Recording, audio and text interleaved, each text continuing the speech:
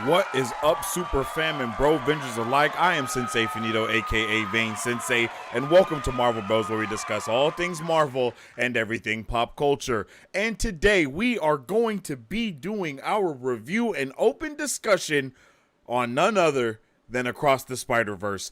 I had the luxury of seeing this movie on Friday in IMAX, and it was incredible to say the very least. I'm going to get into a full, in-depth conversation about this. You guys already know because I am extremely hyped, and there is a lot of things that we have to break down about this movie, okay? And when I say a lot of things, I mean we have a lot to talk about. But first, if you haven't already, make sure you follow us on social media at Marvel Bros to stay up to date with all the latest news, movie reviews, and content that we post every single day. And if you haven't already, make sure you follow me on social media at Sensei Finito to stay up to date with all of my thoughts, theories, and opinions on things like Across the Spider-Verse and all the other nerdy news that goes on all of the time. I mean, let's be honest, there's always some type of nerdy news going on, and I think it's amazing, and I think we should be happy about it, and I am. And I hope you guys are too. I've been having a marvelous Monday, and I hope each of you guys are having a marvelous Monday as well. If you aren't having a marvelous Monday, well, I hope I can do something to help you out with that, okay? I hope I can help you out with this live today, and make your Monday a little bit more marvelous. And hopefully you can make someone else's a little bit more marvelous too. Isn't that right? Isn't that right? I might have to make that part of the catchphrase, you feel me? All right, so let me close some stuff out because I have a whole bunch of things on the screen. Let me get the overlay popping. Bow. Boom. Okay. Let's see. Let's start a poll. How good do you think Across the Spider-Verse is? How good do you think Across the Spider-Verse? How good do you think Across the Spider-Verse is? And then let's get some options in this G thing. Oh wait, I think I gotta add these options over here to get more. Let's copy that. Clear. Have you guys seen Across the Spider-Verse, bro? I love Across the Spider-Verse. Okay, so my thing isn't catching up. Okay, that's what it is. I don't see your guys' chats popping up. I had to refresh. I'm sorry. Let's get this going the right way now. Boom. Okay, I'm seeing chats. What's up with it? I see you guys in here. My bad. I knew something was awry. I was like, why? It's showing me that there's people in here, but I don't see anyone chatting. Where's my peoples at? So let me make this. Marisu, are you able to make polls as a mod? What is it? 0 to 25, right? And then it's 20. I'll do 26 to 50. 75. No. 51 to 75. 51 to 75. And then 76 to 100. 76 to 100.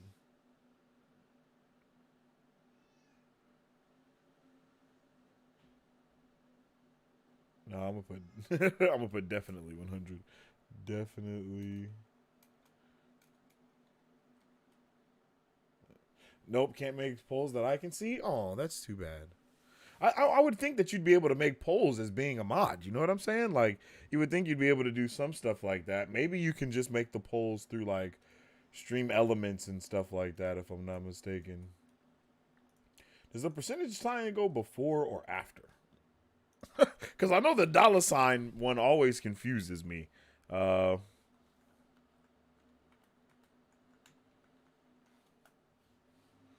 Yeah, it goes after. I told you guys it went after, and you guys didn't believe me. But I always believed in myself. All right. Boom. All right. Yo. Oh, where's it at? What's going on?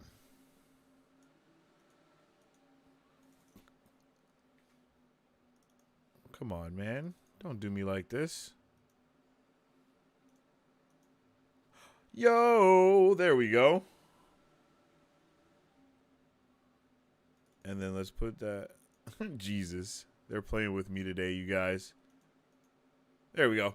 Mary Sue says, yo, what's up with the Mary Sue? I hope you're having, I hope you're having a marvelous Monday for real, because man, I am so happy to talk about this movie today. Barcelona Edit says, hi, yo, what is up with it? Dr. Vincent, the multi-Vince of Vinces. It's glad to see you back, man. I'm telling you, it does not matter. It does not matter what you change your name to, bro. Well, it doesn't matter. I'm always going to know it's you. You can be Barcelona Edits. You can be Star Killer Edits. Anything you want to change it to, bro. I'm always going to know who you are, Dr. Vince. Always. I had a feeling this one was going to be special, and I feel so validated. I could not agree with you more. Nope, can't make polls that I can see. Hey, that's my bro in the chat. What's up with it, bro? I didn't even know you still had a Don Sensei DeVito YouTube channel. No cap. 100% after. Yo, for sure, for sure. They didn't want to believe you. Hold up, BR back. All right, there we go. Yo, what's up with it, broski? Hey, if you guys are just now tuning in, make sure you drop a like on the stream, because you know it helps out tremendously around here. And if you don't know, let me tell you, it helps out tremendously around here. It really does. Okay, if you guys haven't been here before, I'm going to let you know how this goes, okay? We do not go into all the spoilers right away. Of course, we do 10 to 15 minutes of non-spoilery discussion about the movie, just so anyone that hasn't seen it is able to consume some content with us, of course. And then we go into full spoilery after those 15 minutes, and I will definitely let it be known when those 15 minutes are up. So if you guys have not seen the movie, don't you fret. I will let you know when these 15 minutes are up, and you guys are gonna want to run away and hide as quick as possible if we're not able to see the movie opening weekend. We understand not everyone is able to see the movie opening weekend, so I'm not gonna subject you to that. But I will let you know, I will be running some B-line, I guess you can say, some B-reel of trailers, so that will be happening. And if you don't want to see anything from trailers, then I can't help you there. But it's because I will be showing some trailer stuff, but I don't think anything should be too spoilery from the trailers at all. It's just the trailer stuff. So we're gonna get into it. We're gonna get into it quick, fast, and in a hurry. So to start off, I really appreciated this movie. I'm pretty sure you guys know that if you have seen the review that me and actually Battery did. So, definitely go and check out that review. I think it is on the channel for you guys to check out. Let me see if I can grab a link to drop in the chat for you guys. Yep, I got it right here. I got it right here for you. Let's get the name first. Hey, thanks for all them hearts coming in. I see those. I appreciate you.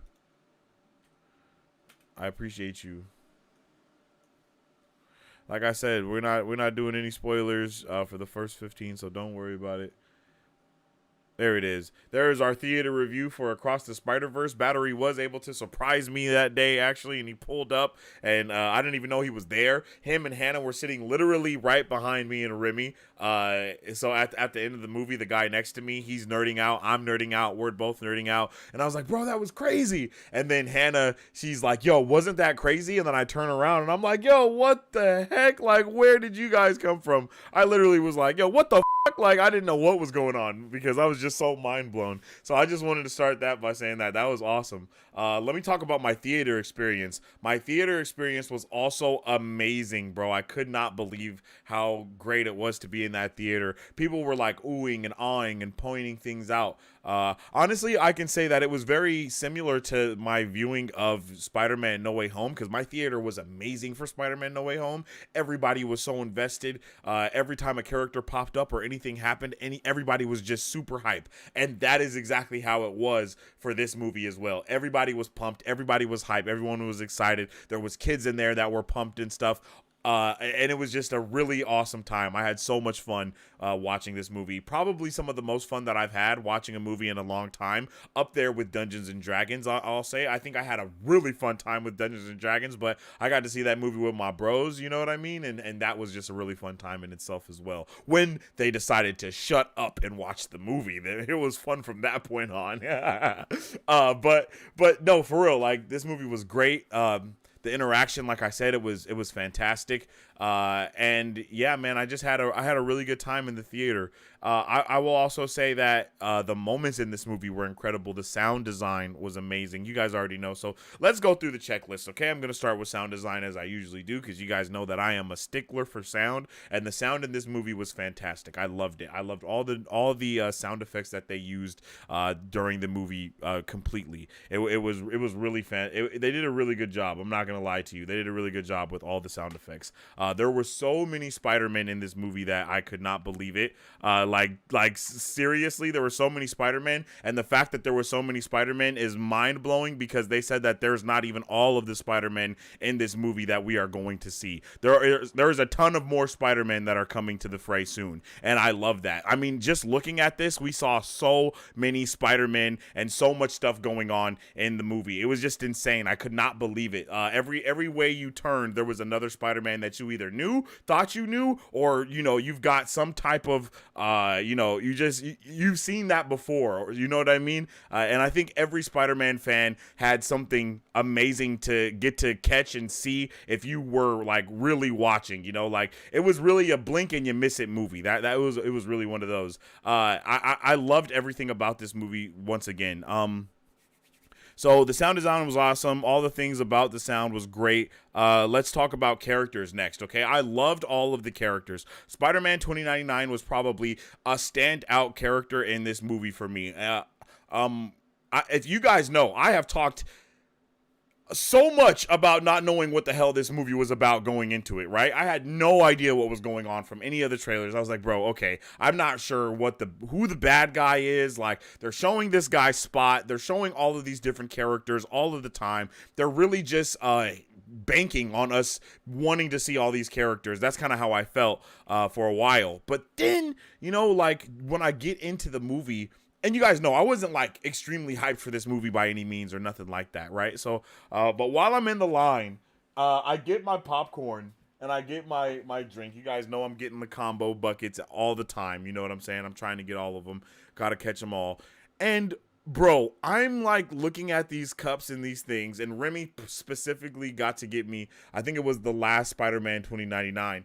And bro, I was so rocking with the movie. Like, once I got those, I was like, I'm in it for the long haul. Like, I am here for this movie completely. And I'm just like, I'm not gonna lie, bro. All expectations that I had for this movie were blown out of the water. When I say that Spider-Gwen or Ghost Spider, however you know her, was literally one of my favorite characters in this movie, I cannot begin to explain it. The relationship between her and Miles in this movie is definitely something that is capitalized on, and a lot of the times in the movie, it almost feels like she takes the forefront, and I think I just loved that, man. I loved it so much because this movie is about more than just one Spider-Man, as was the last. The movie is about it's about every Spider-Man being their own main character. And I think that establishing this movie the way they did with Spider-Gwen, I think they did a fantastic job of showing us that every Spider-Man is their own character. They are not all they all do have like a lot of similarities, but still at the end of the day, they are their own person. And I just loved Spider-Gwen, and I loved everything about her. Going on to one of my next favorite people, it was actually Spot, yo. Spot actually stole the show for me, and I was not ready for it. He when he first comes on screen, you're like, who the hell is this guy? But during the movie, they do a really good job of establishing who he is and giving him a good backstory and even tying it to a lot of other things that we get to see and we get to like appreciate from the movie. I think they did a really good job of creating a universe that seems like it's been lived in. That's something that you guys already know that I am super big on, like super big on, right? Like I am super big on just cohesion and shared universes and the universe making sense and the universe feeling like, hey, we're here. And when you first get introduced into everything, like it feels like this universe is something that has been established for a while, but at the same time, it's not something that's been around for so long that we can't catch up with anything. You know what I'm saying? Like that's been one of my biggest gripes when it comes to the MCU and a lot of the characters that they're introducing and how they're going to continue to introduce characters, right? It was like, hey man, what are we doing here? How are we going to do it? I don't always like to have characters introduced and it just feels like they've always been there, but we don't know them in the sake of the MCU, because the MCU has done so much world building and so much stuff to show us that they do know what's going on, that it makes it a little bit it makes it start being unbelievable when we have Doctor Strange not know about anything, or when we have these huge characters that are like forced to know about these huge cosmic beings and they don't know what's going on at all. And that's one thing that I appreciated, within this movie, is that we got to see everything that we needed to see, and we got to see everyone that we wanted to see, right? Like there was so much attention to detail within this movie, and I loved every ounce of it. Continuing on with Miles and all the things that we're talking about, Miles Morales he did a damn good job at being Miles Morales in this movie. Like I don't know what else to say other than that, but I was so attached to Miles in this movie, very similar to how attached I am to MCU Spider-Man. I'm a little bit more attached to MCU Spider-Man than I think anyone, and there's obviously good reason for that, right? Like obviously good reason. So man, I think that when we get into this movie and we start like really seeing who Miles is, really start figuring out the character that he is, not just the character that he is, but who he wants to be as a character, it just goes together so well, and I loved it, right? I loved it. They did such a good job at making a cohesive universe feel just that, cohesive, man. Because we get to see Miles being older, we get to see the dynamic of his family obviously change. He's obviously, been Spider-Man for a while now, and his family, they still don't know about it. It's no secret. They tell you this. They still don't know what's going on, and that just brings a level of, we've already seen that multiple times within family dynamic for movies, but with this movie, it just made it feel so like, the moments where Miles isn't there because he's Spider-Man, it's different because we haven't got to see a Spider-Man be this type of kid in this way, I guess is a good thing to say. The excuses for why they're not there have always been very easy for anyone around them, or whatever you want to say. But for Miles, his parents are doing everything they can to make sure that he has this good life, to make sure that he is able to have these things and all this, and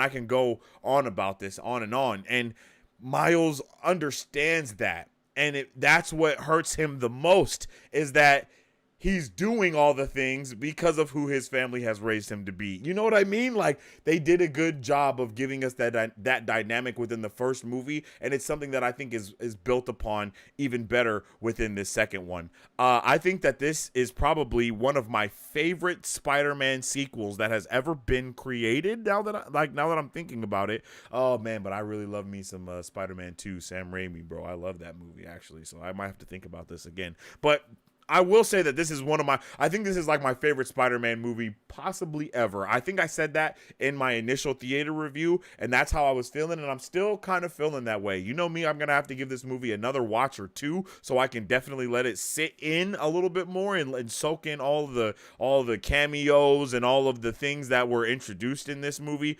I think that dynamic between all of these spiders is amazing. One thing that I really loved was that every Spider-Man felt like Spider-Man, as it should be. Spider-Man is a jokester, for a lack of better words. He makes a lot of jokes. He's very funny about the things that he does, and he does things in a specific way. He tries to be hilarious. He tries to do all of this stuff, in order to either avoid what's going on or to just to avoid his emotions and all these different things.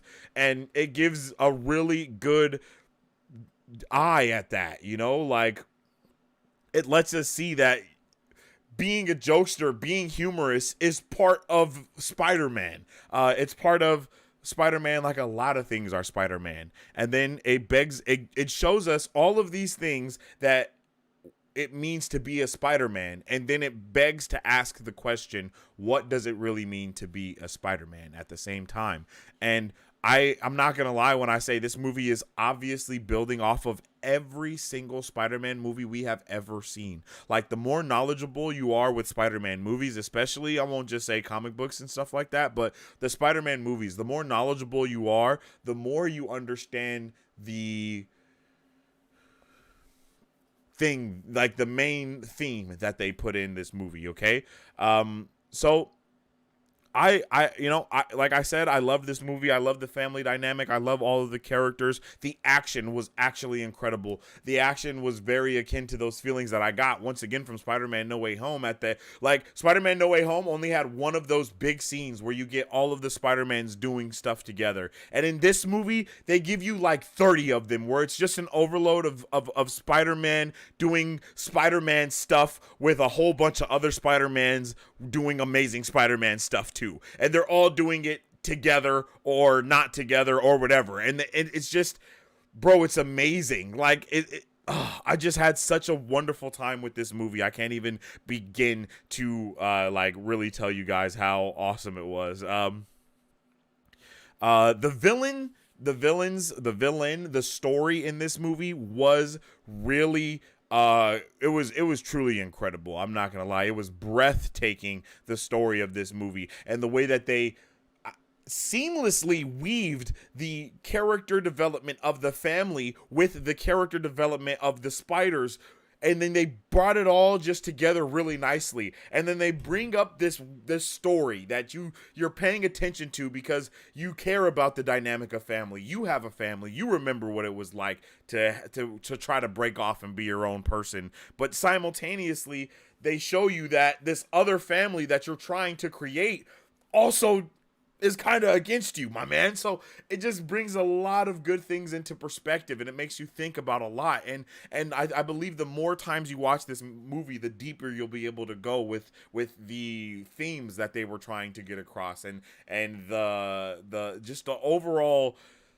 Oh man, when I say the story is just fantastic, I mean, goodness gracious, the story is incredible, and the way that they world build and give us all these lore aspects within the same moments and the same beats, like while they're showing you this family dynamic, they're literally world building and giving you all this different lore.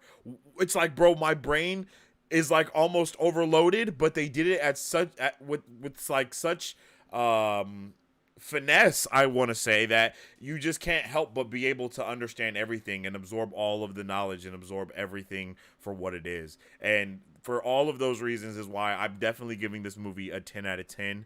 It hit on every aspect that I wanted it to, and even more. The ones that I didn't even know that it was going to hit on, it hit those. So I definitely want to know what you guys would rate this movie on the Marvel Bros scale. Like I said, I give it a 10 out of 10. Let me know in the chat or the comments if you're watching this on the rewatch what you would rate this movie out of 10. I loved it so much. It was great. It was fantastic. Definitely go and watch the theater review with me and Battery in order to get the full effect of how we were really feeling when we were coming out of that theater. And I believe that will bring it to an end for the spoiler-free portion of what we have to talk about here today.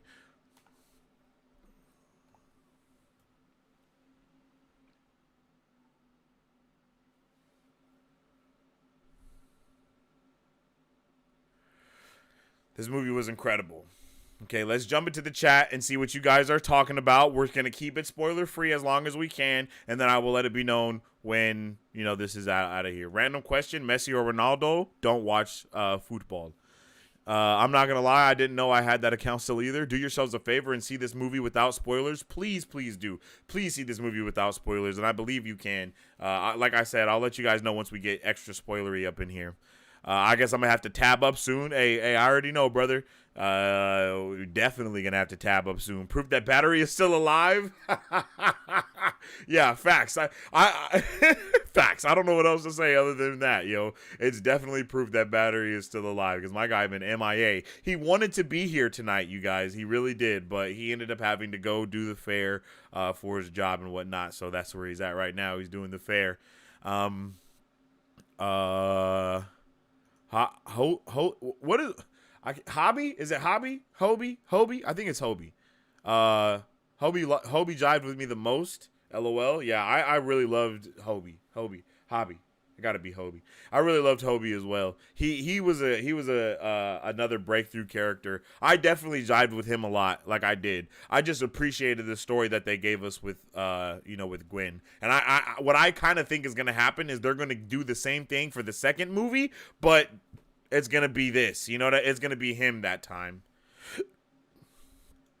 Look at Mr. Moneybags here with this special edition cup. Hey, you feel me? Hey, yeah, check out the cup. I like the cup. It's really dope. Oh, let me get that. Let me move this.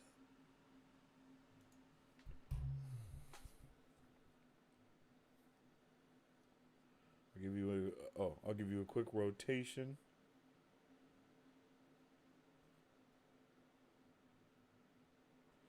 Not gonna lie, I think this is one of the hardest cups that I've got for a movie. Other than, of course, the Way of Water one. That one is probably the top tier.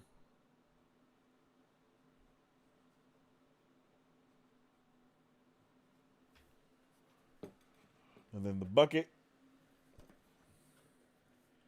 But this isn't even as dope as all the other ones was. Like AMC, they got a Spider-Man, they got a Miles Morales head or a Spider-Gwen head. I was like, no shot, bro. How is that? What are we doing here? Like how is that so dope? But at least we got something. You know what I mean? That ending just dropped an audience off the cliff. Yeah. That was one of the best endings I think I've ever seen. Moon Violin Studios. I see your comment. Not going to look at it yet because we're in the spoiler-free section. Miguel seems more knowledgeable. Oh. Hi, Mr. Bro. We'll look at that in a second, Marisu. Hi, Mr. Bro. Yo, what's up with the Marvel Cuphead? I hope you're having a good one. Hello there. Hey, hello there to all of you guys that are in here. I hope everyone's having a marvelous Monday. And if you're not, I truly hope that I can help you have a marvelous Monday indeed. If you haven't already, make sure you drop a like on the stream because it helps out with everything that we're doing around here. Don't be scared to jump in the chat and leave your thoughts and opinions about the movie. We are in spoiler-free section, but I will be getting to the spoilers in just a minute after I go through these spoiler-free chats. Mr. Bro, when do you think the Spot will be defeated? Yo, the Spot was awesome. He was great, yo. Mr. Bro, can you show us your Spider-Man cup? I hope that show that I just did sufficed for you, my guy. Marvel Cuphead. Hey, you're a Cuphead. I can see why. Hold on, let's read this. Okay. This movie will solidify Miles' trilogy as the best superhero trilogy to date. The sheer amount of cultural representation and how on point it was had me getting emotional all on its own. I could not agree with you more there, bro. Like literally there were times when, me as a dad, you know what I'm saying? I was right there with Miles's dad. Like, bro, yeah, I feel that. And just a lot of the things that was going on and a lot of the things that they were saying and of course how parents would react to a situation. It was just very relatable, I believe, on every scale, no matter where you come from. I believe it was still super relatable, but to us who do come from a specific culture or have any type of idea of how the culture is, it was a good, like you said, I think it did a good cultural representation of what we know and what we've seen before. the writing team for this movie can strike whenever they want, bro. We need more movies like this for sure, for sure. The storytelling in this movie was a 10 out of 10. I hope we get more backstory from Miguel's POV. Hey, I'm not gonna lie, that was one of the things that I thought was gonna happen the most. That was kind of spoilery, but not really. Okay. So, with all that being said, like I said, that will bring us to the end of the spoiler-free section. So we are about to get into straight spoiler zone. So this is a big spoiler alert going out there. You feel me? Like, this is a huge spoiler alert for anybody that does not want anything spoiled. This is your time to get out of the chat. You can come back, but it's time for you to get out the chat. You know what I'm saying? It's time for you to run away and hide, because we're about to get spoilery. The chat's about to get spoilery. We're about to be talking about all the amazing things that happened in this movie. And not only that, but we're also going to be asking questions, bringing up thoughts, theories, opinions about what happened within this movie as well. So if you guys don't want any spoilers, please, please, please, this is the time for you to run away and avert your eyes, because the chat will be I'm giving chat free reign to go as spoilery as they want to. And to talk about all of the things that they want to talk about, and bring up all the things that they want to talk about, and ask all the questions, because I know you guys have questions about some things that have happened, and I promise you I might have some answers. So, with all that being said, I will give you guys a chance to get all your nerdiness and all your thoughts and theories and stuff out there about that may be spoilery or not. And while we do that, you already know it's time to grab some popcorn.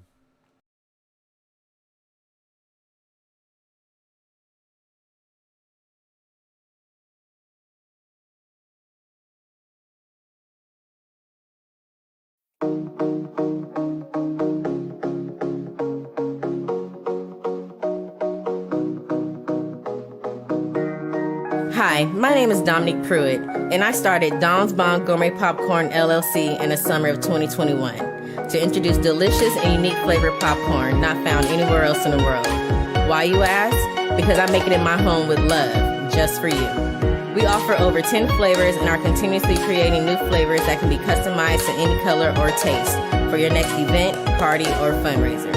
So go find yourself to our website and find a bombastic flavor of popcorn at donsbombgourmetpopcorn.com, or you can also follow us on Instagram or Facebook at Don's Bomb Gourmet Popcorn.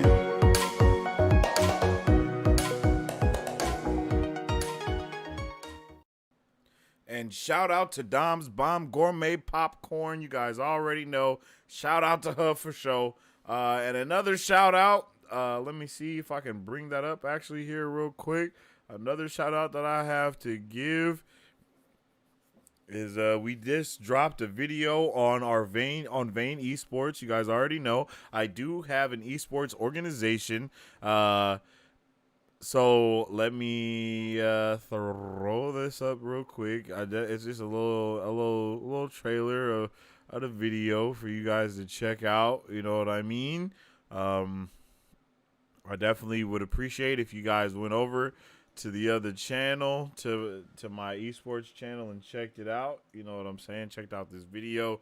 Got some big things coming in the future with Vane Esports, so it definitely would be highly appreciated if you guys went over there, dropped a sub, showed some love on the other channel, all gaming content. We're going to be starting up doing Gamer Vision again, talking all nerdy stuff and things like that, so it's definitely a vibe. It's definitely going to be a vibe over there, so definitely check out the new video. I'm about to play a little snippet from it right now. All right, here we go. Oh.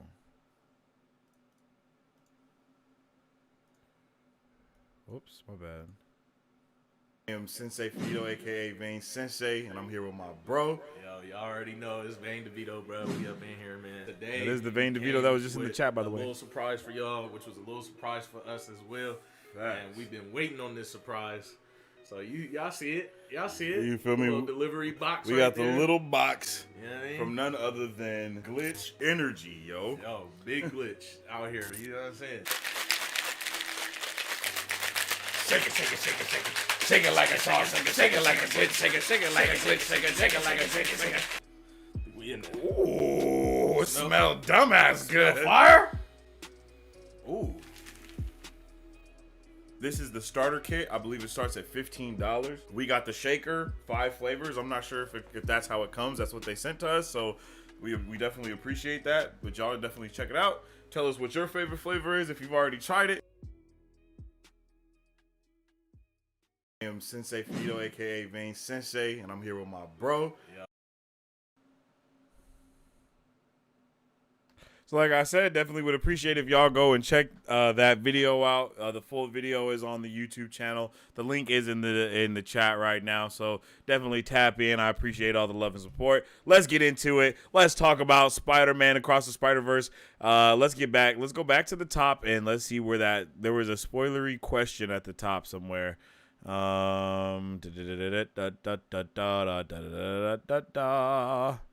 The movie also knew when to be quiet and let a moment sit, which is rare these days. I didn't even see that the first time. Yeah, that's super facts, though, Marisu. I could not agree more. They definitely went above and beyond with letting us know, like, okay, this is a time to be quiet. You know what I mean? This is a time to be quiet all the way. I told you Miles would beat 2099. Did he? I don't think that happened. Did he? I mean, I guess technically, yeah, he did. On the little ship thing, right? On the train that was going to the moon. But at the same time, Miles kind of just outsmarted almost everyone he went up against. Like, to be completely honest, he outsmarted every single person that he went up against. Like, he was just outsmarting everyone in his own way, though. He really wasn't outsmarting them, though.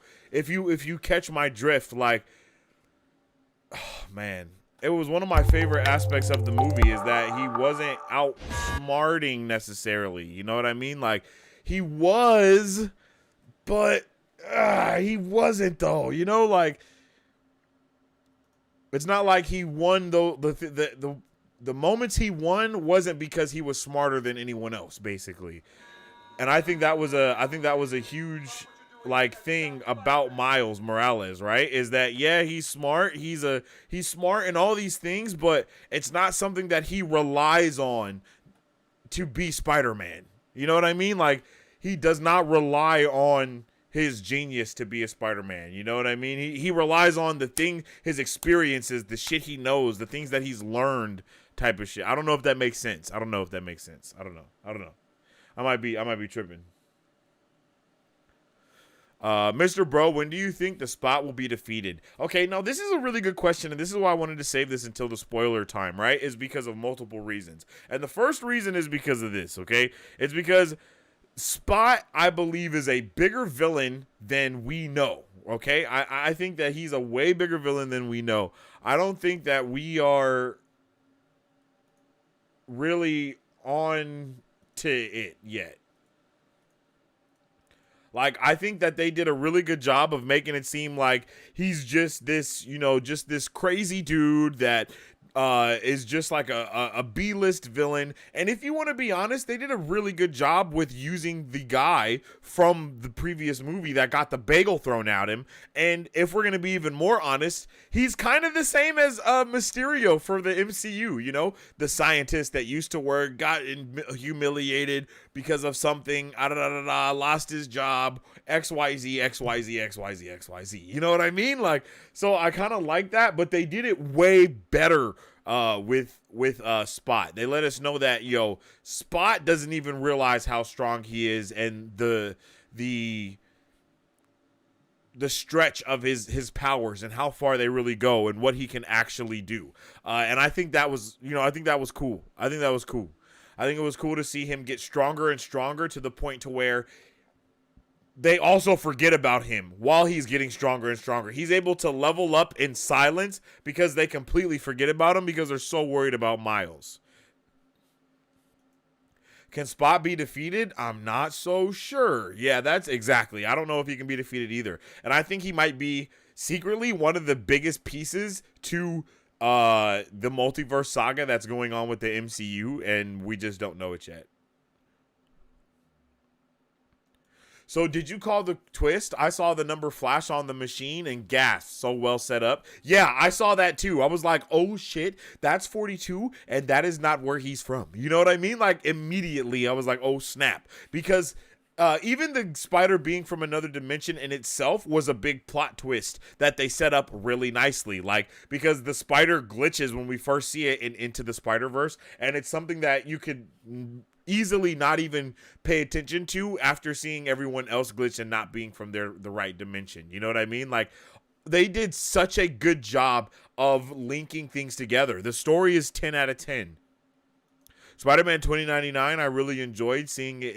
It was fire. Yeah, I appreciated Spider-Man 2099, and I think his backstory was a banger, bro. The fact that he took someone else's life and all this other stuff, like I really like that happened. You know what I mean? I really like that happened, and I kind of have a little bit of a theory as to why this is happening with the Spider people and not happening with any of the of anyone in the MCU multiverse, right? And I believe that it is the multiversal web, or the web of the multiverse. You know what I mean? I think that is what ties everyone to their universe, and what ties them to their canon, and what ties them to a separate multiverse that is apart from the multiverse that is the MCU. You know what I mean? I think those things are kind of separated, and I believe that shows by when they show us, you know, the other Spider-Man and they don't show us Tom Holland. I think it's specifically because his MCU,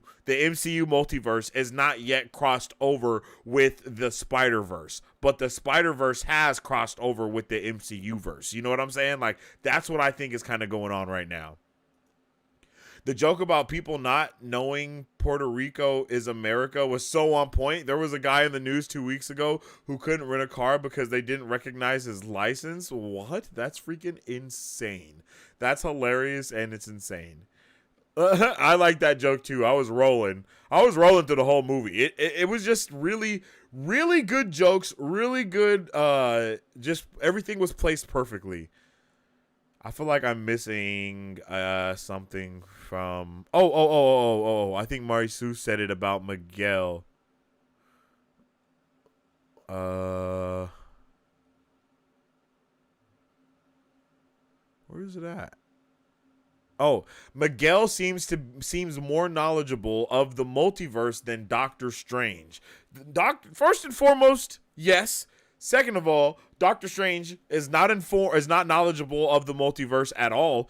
All of the knowledge he has from the multiverse comes from the Illuminati, to be completely honest. That's all he knows. That's the most he knows about the multiverse at this point of time, right? And it would make that makes the most sense to me. You know what I mean? Like, that makes a lot of sense. I think that the reason why Miguel is more knowledgeable is because he himself is from another dimension, and I don't think he had a lot of time. And let's not forget, he also had that Miss Minutes type of figure, you know, that had a huge, vast understanding of knowledge as well. And I think Miss Minutes the little Miss Minutes type of person stole the show, to be completely honest.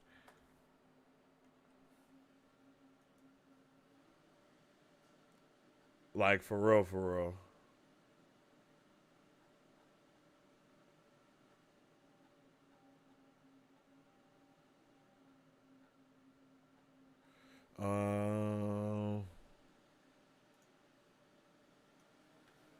Okay. And Josh on the Den of Nerds actually came up with a really smooth theory regarding this that we're about to check out right now, okay? So let's bring this up first, right? Oh, let's bring this up, and we're about to talk about this real quick. And I love the gift that he used also, right? So let's check this out. Where am I at? There I am. Oh, I'm super small. There we go. So this is what Josh says. Theory. Miguel cataloged the MCU as 1999999 because it was a late addition to their records.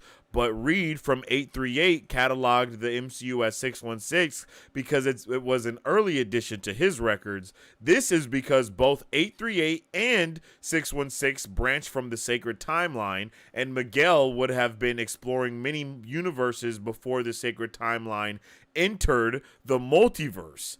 He Who Remains had isolated the sacred timeline from the multiverse that the Council of Kangs were watching over, but it is now branching and crossing over with the actual multiverse. And I think this is a banger theory right here. Something that I couldn't, I mean, I don't think I could have said it better myself. This is an amazing theory. This is kind of the same thing that I'm not going to lie, I was kind of thinking this something very similar to this watching the movie, because when they showed the timelines branching, I was like, bro, that obviously means something different. And then they specifically didn't show Tom Holland, but they showed Tobey Maguire and Andrew Garfield. I told Battery after the movie, I was like, bro, there's a reason for that, and I think that it's this. And it's basically what he, but I'm gonna give it to Josh, because he put it together way more eloquently than I did, because, you know, I didn't put it together like this. I put it together very differently. But I agree with this theory 100%. This makes a lot of sense. And you know, with a lot of the stuff that we already know that's going on, there's going to be a lot of branching timelines and stuff. And there are already multiple multiverses in play. And it does seem like these multiverses are now crossing and branching over. So it would be really dope if there was actually multiple like sacred timelines or something like that puts it all together. You know what I'm saying? But this does make the most sense. And that is also something that we said when we saw when we saw Doctor Strange in the Multiverse of Madness. We were like, well, maybe it's just cataloged as Earth 616 because that's when that Reed found it. Like, they cataloged that as Earth 616. That's something that we kind of been saying. But seeing Miguel catalog it as Earth 999919999, that makes a lot more sense, though, because he already has the whole Spider-Verse. So the Spider-Verse and the MCU verse are separate. You know, like that just, it feels like that makes just a bunch of sense, yo. It just feels like it makes a bunch of sense.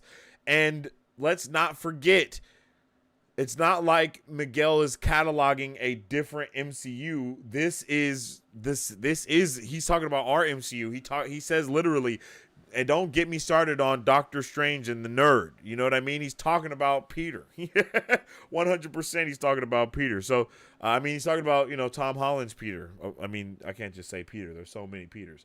So, I think that this is a W, to be honest. I think this is a W theory. And I love everything that this could mean. For real, for real.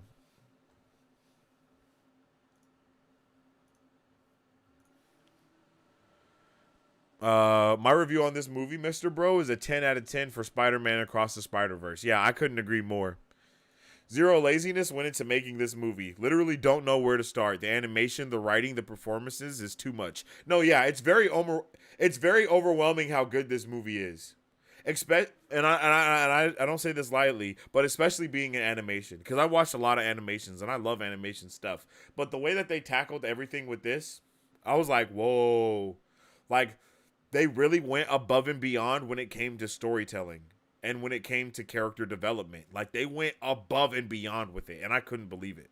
I really couldn't believe it. I was like, whoa, this is the best character development I've seen in a Spider-Man movie. Like hands down. I can't, especially for side characters. What? Why are side characters getting character development? Beautiful. And the entire theater picked up on those moments. Yeah, 100%. The entire theater picked up on everything that we were supposed to be picking up on, and it was fantastic. As soon as Miles' mom was like, Spider Who, I was like, we went Mirrorverse. Yeah, for real. But like Mary Sue said, I saw that on the screen, it was different. And I was like, and I literally was like, babe, oh my God, it's because of his spider DNA. It sent him to the wrong one. And she was like, oh my goodness. She was like, yeah, oh my God, yeah. You know what I mean? Like, I was literally mind blown, like putting shit together. I was like, oh shit, oh my God, fuck, oh my goodness. Like, literally, like, I can't even explain enough how hype I was looking at that stuff, bro. Miles successfully got away with his life from Miguel. He did not beat him. Yeah, facts. When Miles hits Miguel with the nah before he fried his suit, absolute chills, bro. Then his confidence speech to his mom, I was like, damn. See, the ambition of young men got some real adult tones. Yeah, I appreciated that as well. They did let us know, like, and I appreciated him letting his mom know. You know, I love you, mom, but you know what I'm saying, like. But I'm my own man. I'm my own person. I have to go and figure out these things on my own and do these things. It's a wonderful coming of age story. I really appreciate it a lot. And I think they capitalize. I'm going to talk about this a lot more later, but I think they capitalize a lot on MCU Spidey's story as well. I'm not going to lie. Like, I think I think every Spider-Man story, every single Spider-Man story ever walked, so this movie could run. Spot is a beyond Omega level threat at this point. Yeah, he is. He is a beyond Omega level threat. And speaking of that, it's funny that you say that, because speaking of Omega level and things along the lines of that, it made me think about how the Spidey paradox, or you know, that canon moment, which I'm calling the Spidey paradox, or the Uncle Ben moment. That Spidey paradox is a Nexus event. So that kind of makes Spider-Man a Nexus being, you know, because in every universe, across every universe, that thing happens. So maybe Miles stopping that from happening is what will actually continue to break the multiverse even more. I'm just saying. And holy shit, oh my god, this is something that I literally just thought about, and you guys might be just as mind blown as I am when I say this thing right now. But remember when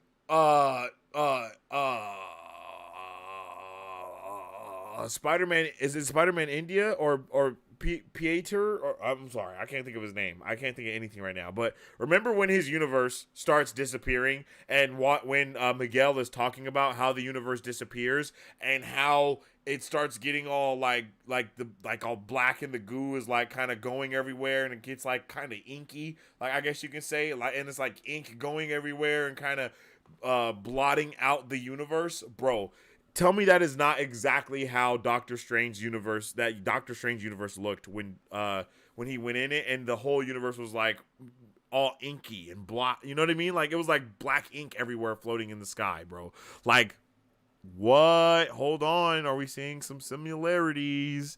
And when Doctor Strange is flying through the air, and then they turn animation, him and America Chavez, 100%. That got to be one of the Spider-Man universes. Don't know which one, but I'm banking on it, baby. My only nitpick was Miguel being so narrow-minded about who becomes a Spider-Man. He is literally one Miguel out of a bajillion Peter variants. Him making him the dark choices was cool as a character. He wasn't really nitpicky on anyone that was a Spider-Man when you think about it, though, bro, because we had a whole bunch of Spider-Mans. There was a T-Rex Spider-Man that was part of the thing. You know what I mean? What he was against, right? What he was against was the fact that that Miles got created due to a multiverse. Like, he's a variant. He got created because a spider fell into his universe and bit him. I completely understand that. I'm not gonna lie. I completely understand where he's coming from with that, because that messed up literally everything, because now he doesn't want, he doesn't want the canon, he doesn't want the spider paradox to continue. And if he wasn't a Spider-Man, then, that would be something completely different. You know what I mean? Like, so I feel it. I feel him. But I do understand what you're saying. But it makes sense because the universe that he went to died. You know what I mean? The universe, he tried to inject himself into a universe, and it didn't work. Bro is basically like a spider is injected into Miles' universe, and he expects everything to work for him. It's like, bro, it doesn't work that way. You know what I mean? Because then it becomes, then I could have saved my family and it didn't work, so there's no way that you could do it. It brings just wonderful storytelling plots to the scene. And I think now it's a good time to bring up my thing that I was going to talk about earlier. I believe this is something that they capitalized on tremendously from the MCU Spidey, bro. Like honestly, because I saw someone say something on Twitter, and it was like, if MCU Spidey would have been confronted with the same information, he would have just let it slide. But unfortunately, MCU Spidey didn't even know about the Spider Paradox until the Spidey Paradox, until it was too late, and until Aunt May was dead. That was the only time that he found that out, right? He didn't know about the Spidey Paradox. He didn't know that every Uncle Ben dies. He didn't know all of these things until that moment. And then once it was too late, that's when our other Spider-Man come into the scene, TASM Spider-Man and Sam Raimi Spider-Man, and they say that they have their uncle, like for them it was Uncle Ben, and then their MJ is this person, and then that's our first time finding out about the Spidey Paradox and finding out that it's something, because MCU Spidey, he even when they first talk about it, he's like, what? Like, so this happened to you guys too? They know that it's a Spidey curse, and they capitalize on that. Like, that is built, those moments are what they build up on here.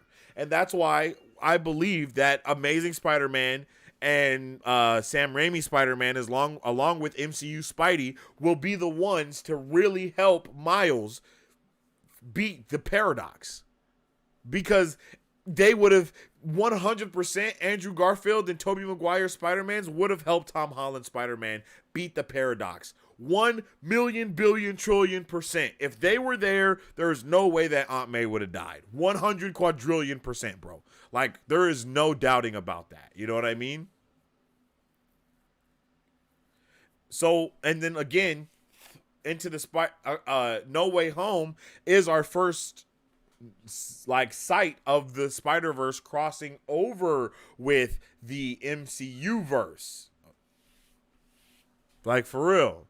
And I think that was the biggest thing from that movie that a lot of people kind of didn't understand it, because of what Loki did when he fractured, when Sylvie fractures the multiverse and all of these multiverses start branching. That is when our MCU verse starts branching into the already existing Spider-Verse, and they start connecting in different ways.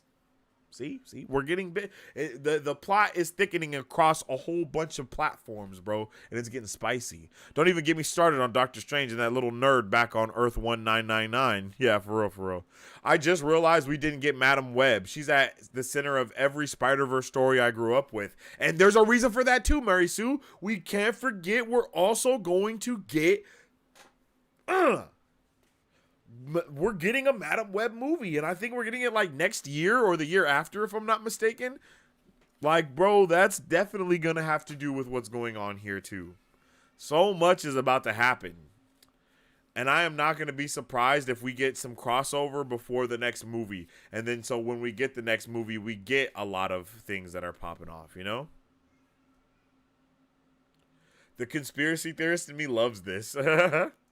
Transformers Cuphead, are you getting in Flash movie cups too, Mr. Bro? Yeah, that's the plan. I'm gonna definitely try to get the Transformers cups, and I'm definitely gonna try and get the Flash cups as well. I'll try to get all of them. I'm telling you, I've got almost every cup for a movie that I've seen that has had them.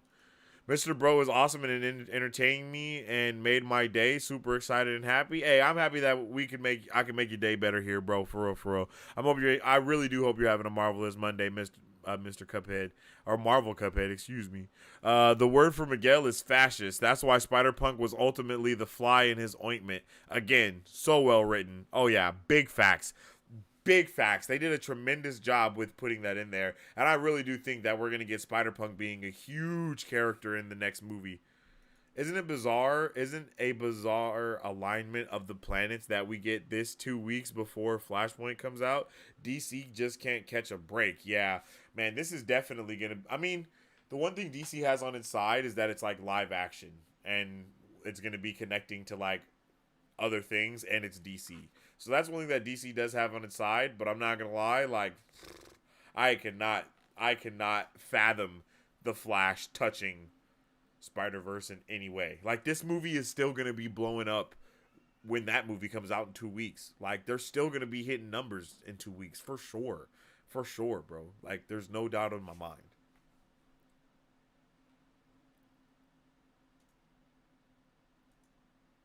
It's a canon event? Nah, it's a paradox, brother. It's not a canon event. It's a paradox. It's a Nexus event. It's a Nexus event. And as we know, Nexus events are paradoxes. That's why they can change. And that is also why Kang created the TVA, is to stop Nexus events from happening. Right?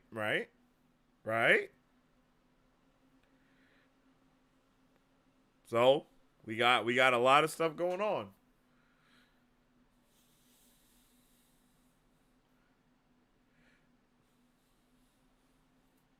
They could really take that and run with it, bro.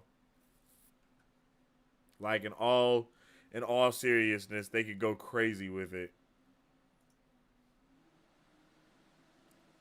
And to be completely honest, I hope they do go crazy with it.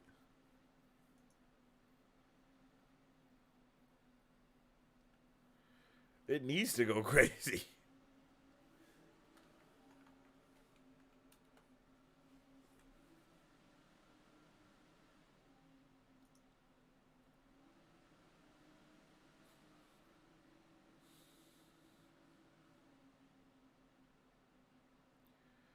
Man, I wanted to watch the Spider-Man Across the Spider-Verse breakdown from New Rockstars with you guys, but this thing is 40 minutes long, G.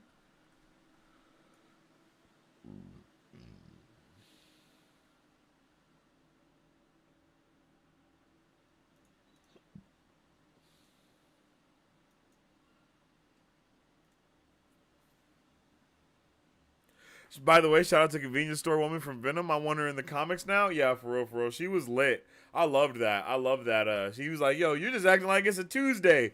And by the way, guys, do you remember? Hold up. Do you guys remember me saying, with Across the Spider-Verse, we would see cartoon and live action crossover stuff? I just want to know if you guys remember me saying that, because we definitely talked about it when the movie was when we watched like the first trailer, or when we first got like stills from it. I was like, yo, we're going to see it. I would not be surprised if we see like cartoon Miles Morales standing next to live action Tom Holland. I don't know if y'all remember. It's very possible you remember. It's possible you don't. But we can even put that in there, that the cartoon universe is separate from the actual live action universe. Those could be two multiverses in themselves as well. But, the crossover into those is obvious because we definitely saw live action stuff from the movie. So, it is what it is with that.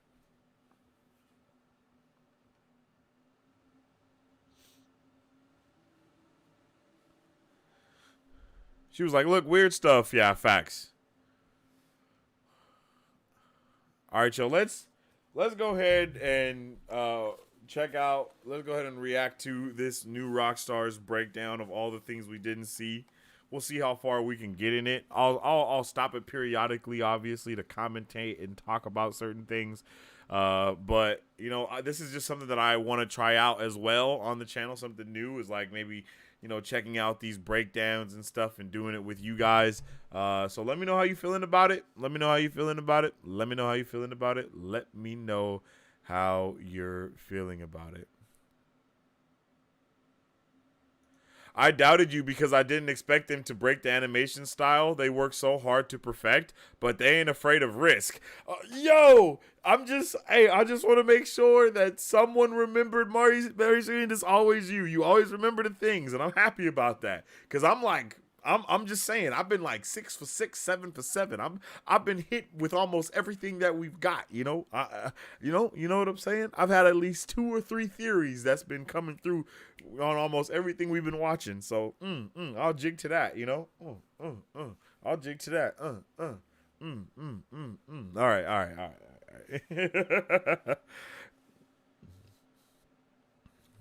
And I think Battery said the same thing. He was like, I don't know if they're gonna switch it. You know what I mean? But I could feel it in my toes, man. And I said it then. The big toe was tingling. And the tingle has yet to lie. All right? I don't have a Peter tingle. I got a sensei tingle. And the sensei tingle has yet to lead us astray. It has yet to lead us astray. All right, man. Let's react to this Spider-Man Across the Spider-Verse breakdown coming from New Rockstars, yo.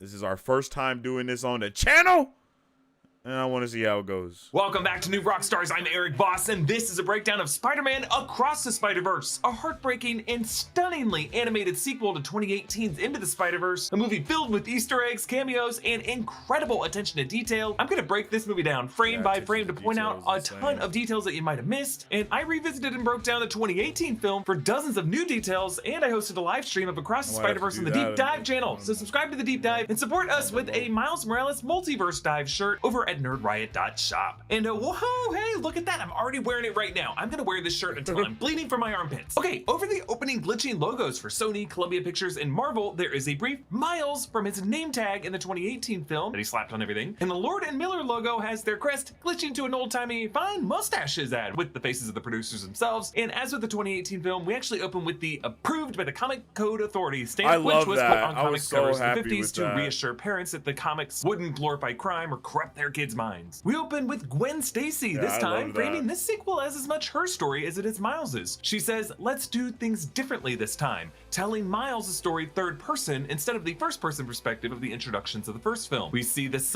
And I really like that, by the way, because in the first film, every character starts their story with that. So being able to hear her start his story with that, I also thought it was a good touch. By the way, also loved the color palette that they decided to go with for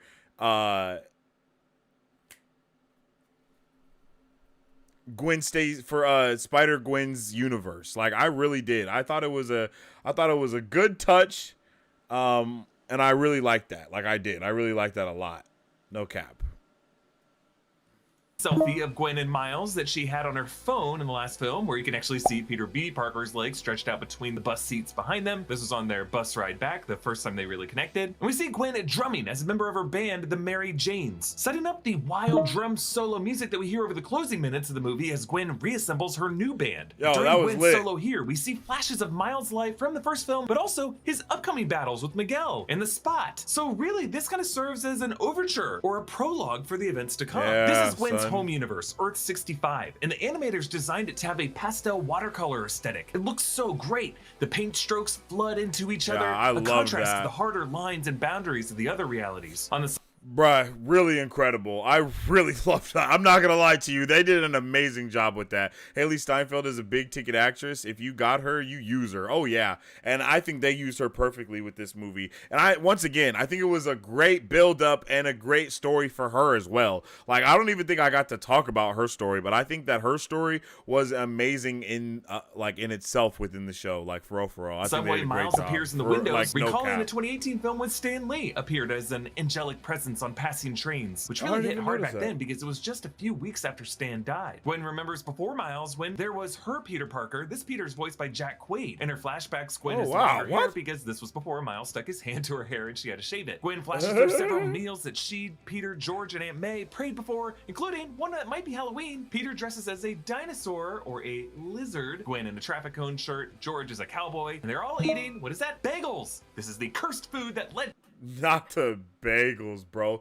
Hey, interesting that bagels 2 times now have something to do with the multiverse as well, because everything everywhere all at once, that's about a everything bagel that contains everything in like the universe, and it's like a multiversal movie. So to the Spot, and in 2022 became the symbol for the multiverse with everything everywhere all at once. The Yo, no cap, have not seen this before. I was just saying, I had not seen that before. Whoa. that roughs up Earth 65 Peter isn't Flash Thompson, it's Ned. Her As the dad was Spider-Gwen copy and comics, pasted as Peter from The becomes Incredibles Lizard, such as facts. Halloween costume, which we actually saw at the end of Gwen's backstory in the 2018 That film. was dope. And then we hear the voice of J.K. Simmons as J. Jonah Jameson reporting, Captain George Stacy is leading the manhunt for Spider-Woman. Simmons voices J. Jonah Jameson Yeah, I noticed that too, and I love that. That was dope. I was like, yo, Jay. I was like, yeah, I loved it. I loved the little additions and cameos of so many characters. Like, it was just fantastic, man.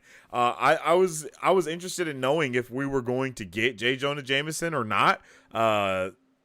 But, you know, we did get him in the multiversal way. In several different realities in this movie. Oh, and in this the one, Lego yeah. universe later. This guy I is love really the nice Lego to me, I'm universe, telling yo. you. In the Stacy family home, Gwen is watercolor painted blue and an otherwise pink wash, showing her depression. Her room, her sanctuary, is also blue like she is, but her dad, in orange and fuchsia, wears a faded Visions Gymnastic Academy sweatshirt, suggesting he might have once done cheer and probably coached Gwen's acrobatics when she was young. He's a good papa. Gwen has replaced her teal ballet slippers with teal Chuck Taylors, which she reportedly got from Hobie Brown. So I don't know, maybe they met before Gwen teams up with Miguel and Jess in the Spider Society. When Gwen hugs her dad, the blueness of her room warms into pink watercolor. Sometimes that's all.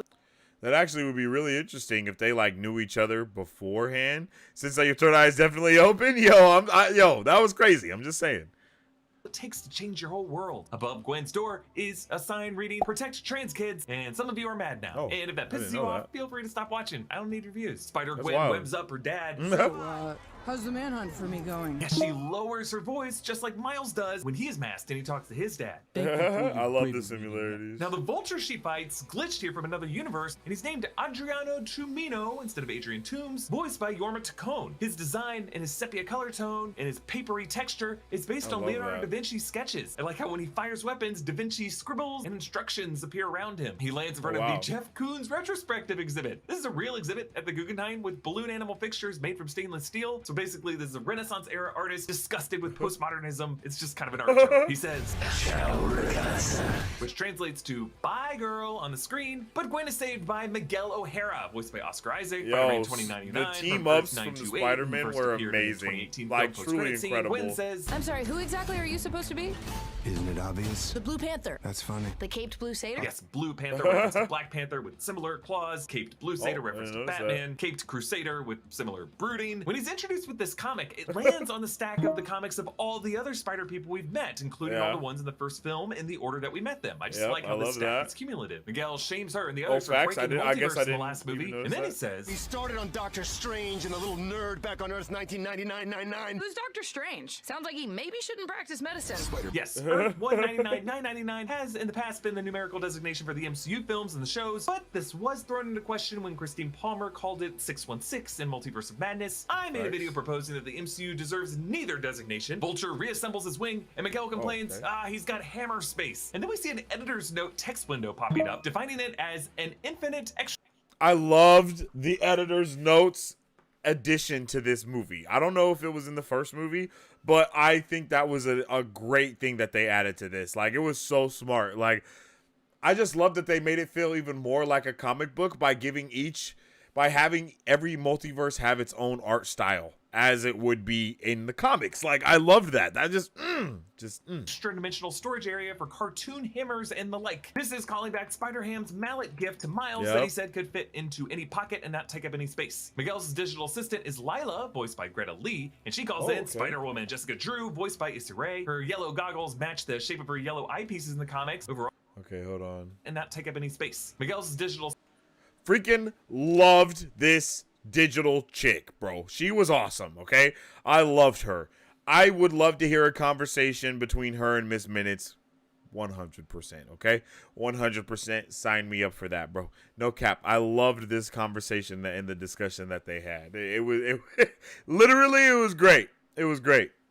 It was great. I just loved her in this movie. assistant is Lila, voiced by Greta Lee, and she calls in Spider-Woman Jessica Drew, voiced by Issa Rae. Her yellow goggles match the shape of her yellow eyepieces in the comics. Overall, she has the red, black, and yellow color scheme like she does. And yes, she is pregnant. Are you, Oh, this? We don't know the sex yet. My husband wants it to be a surprise. He's really corny.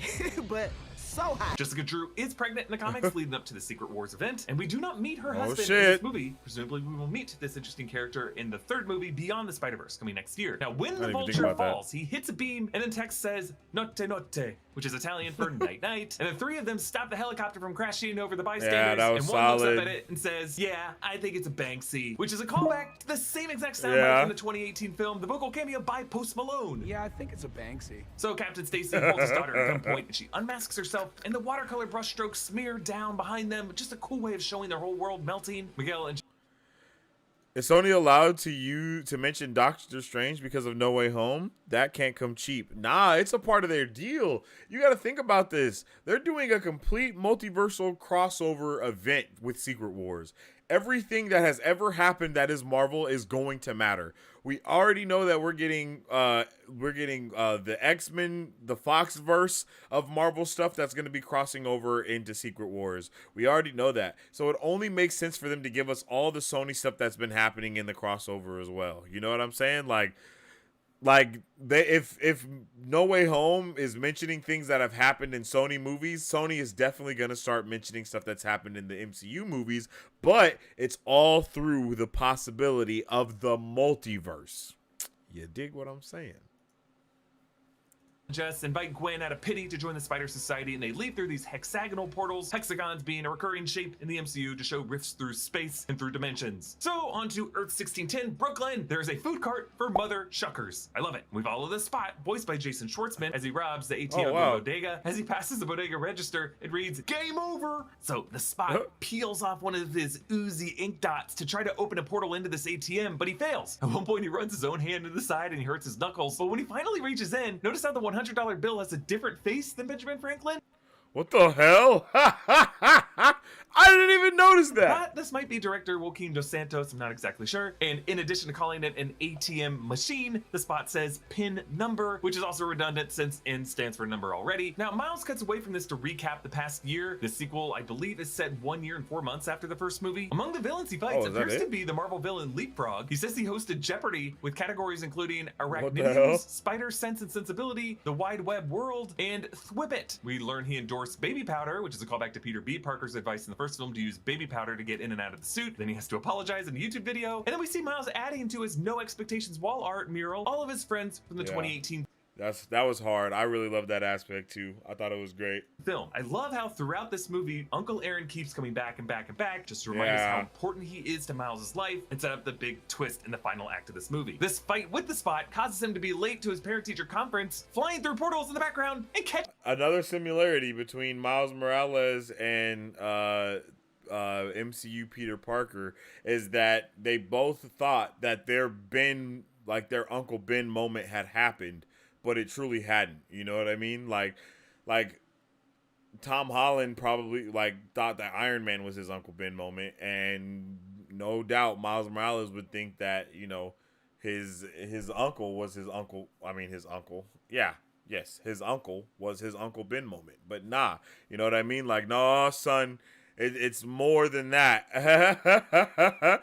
Like, nah, son, it's more than that. Catching a goose, which is a callback to when Miles got stuck to 2 pigeons in the first movie. And when they I'm glad they're mentioning voice actors. I want to know if Scarlet Spider was voiced by who I think Jonathan it was. Owens' pain and his rage toward Miles. I like how on Jefferson's phone text history, he wrote in all caps, "This is imporkage," and then he tried to correct Kent, and then finally gets it right, important. Miles fights with the Spot on a rooftop, dodging his punches and kicks. At one point, squeezing between a punch and a kick, essentially threading the needle. I love it. Miles pats the Spot on the head, and red text reads, "Good cow," because with all the spots, he looks like a Dalmatian and a cow. And then Miles and the Spot tumble into the Foam Party Cafe, having a literal foam party with all the suds and bubbles and that goose squawking around. This is the same cafe that Jefferson pointed out at the beginning of the 2018 film, the one with the long line, as the neighborhood was being gentrified. Miles returns to his Brooklyn Visions Academy dorm room, where his roommate remains, Ganke Lee, who is Miles' buddy in the Ultimate Comics, but this character in the 2018 film had all of his dialogue cut. The character has now been given lines and aged up in physique and in voice. I'm not your guy in the chair.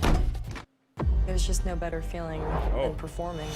You're not a human, you're a star.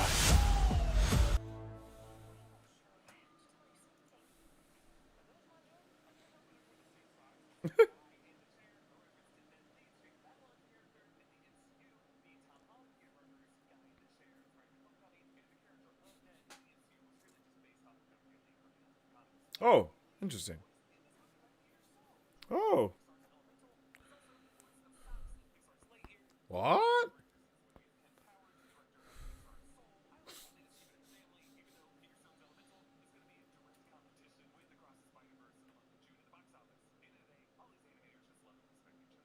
Facts.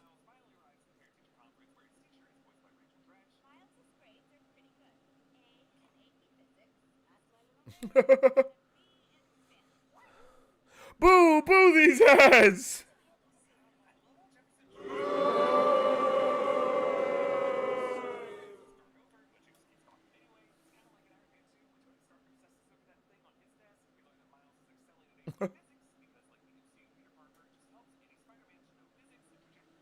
Mm-hmm.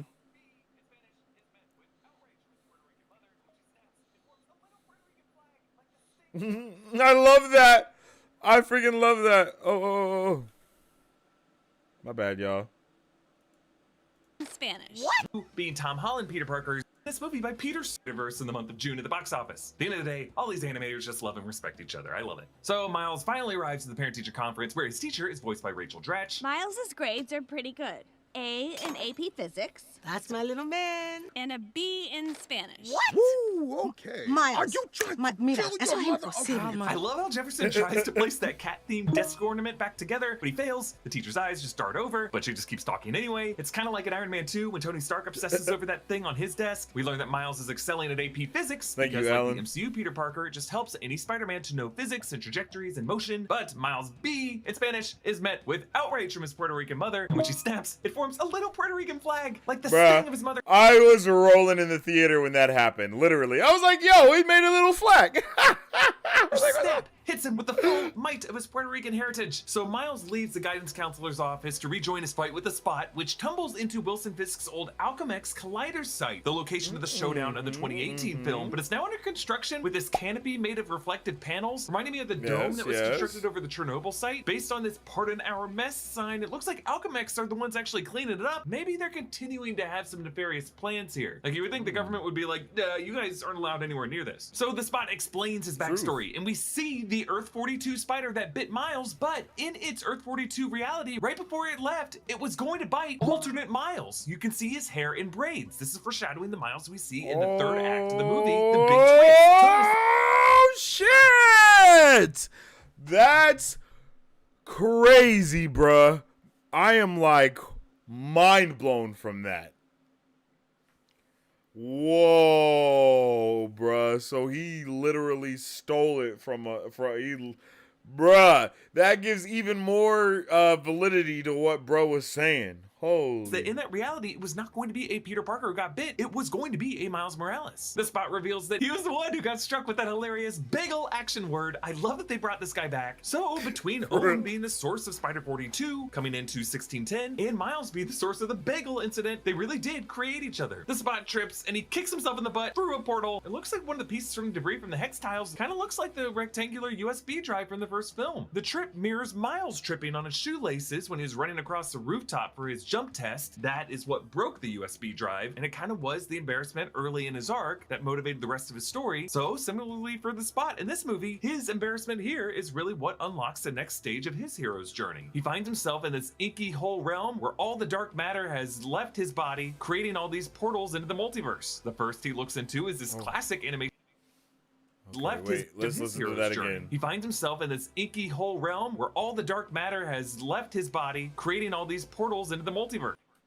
Okay, so what I think is happening here is I think that these portals are literally to every multiverse rather than the other things that we've seen that are like strictly attached to their multiverse, right? Like okay, what I'm saying basically is like, you know how universes are cataloged, like how they've cataloged universes as like universe 616 and all these things, right? Like, right? What if these multiverses are also cataloged, you know?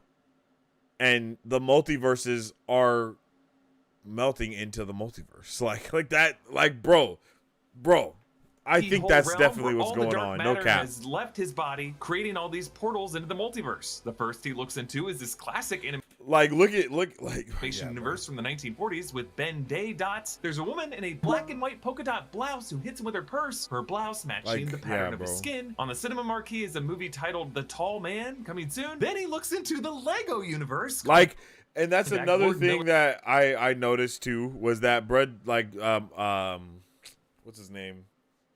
Miguel did have direct contact to the Lego dude as well. So they are already going on to a whole nother level of multiversal crossover than we have in the MCU verse. If he does have ability, because that actually could be the difference, right? Is that the MCU verse isn't counting. I know it sounds ridiculous, but it's not counting animated universes, right? Like, they're not counting those. Maybe they were only counting live action universes. Because, I mean, they let us know that it's possible for live action and animation crossover in Doctor Strange Multiverse of Madness by having them fall through the universe that was animation, right? Like, but they turned completely animation though.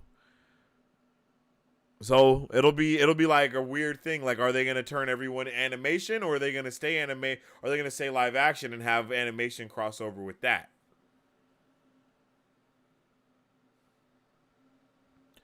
Calm down, Mom. English is my first language, but you wouldn't know it from my grades. Doppelganger Miles is a demon. I loved Doppelganger Miles. Doppelganger Miles, just the way that he looked and the way that he pulled up, he reminded me, literally, like seeing Miles and Doppelganger Miles reminded me of seeing T'Challa and Killmonger. Like, those were the vibes that it gave. And I love that they gave Doppelganger Miles his uncle's music, but with a little bit of a different beat behind it. You know what I mean? Like, the same tones were there, but it was slightly edited, and I loved that. Never seen a guy so obsessed with his holes, but I get it. Other than bruh from Quantumania, he was super obsessed with holes. That might be another little crossover that they were doing to get us ready for holes. Miller's work on the Lego movies. We'll come back to this one. Then he drops by Chinatown of Earth 688 with Ms. Chen from Venom and Venom Let There Be Carnage. Which is awesome. I'm robbing you because I'm a bad guy.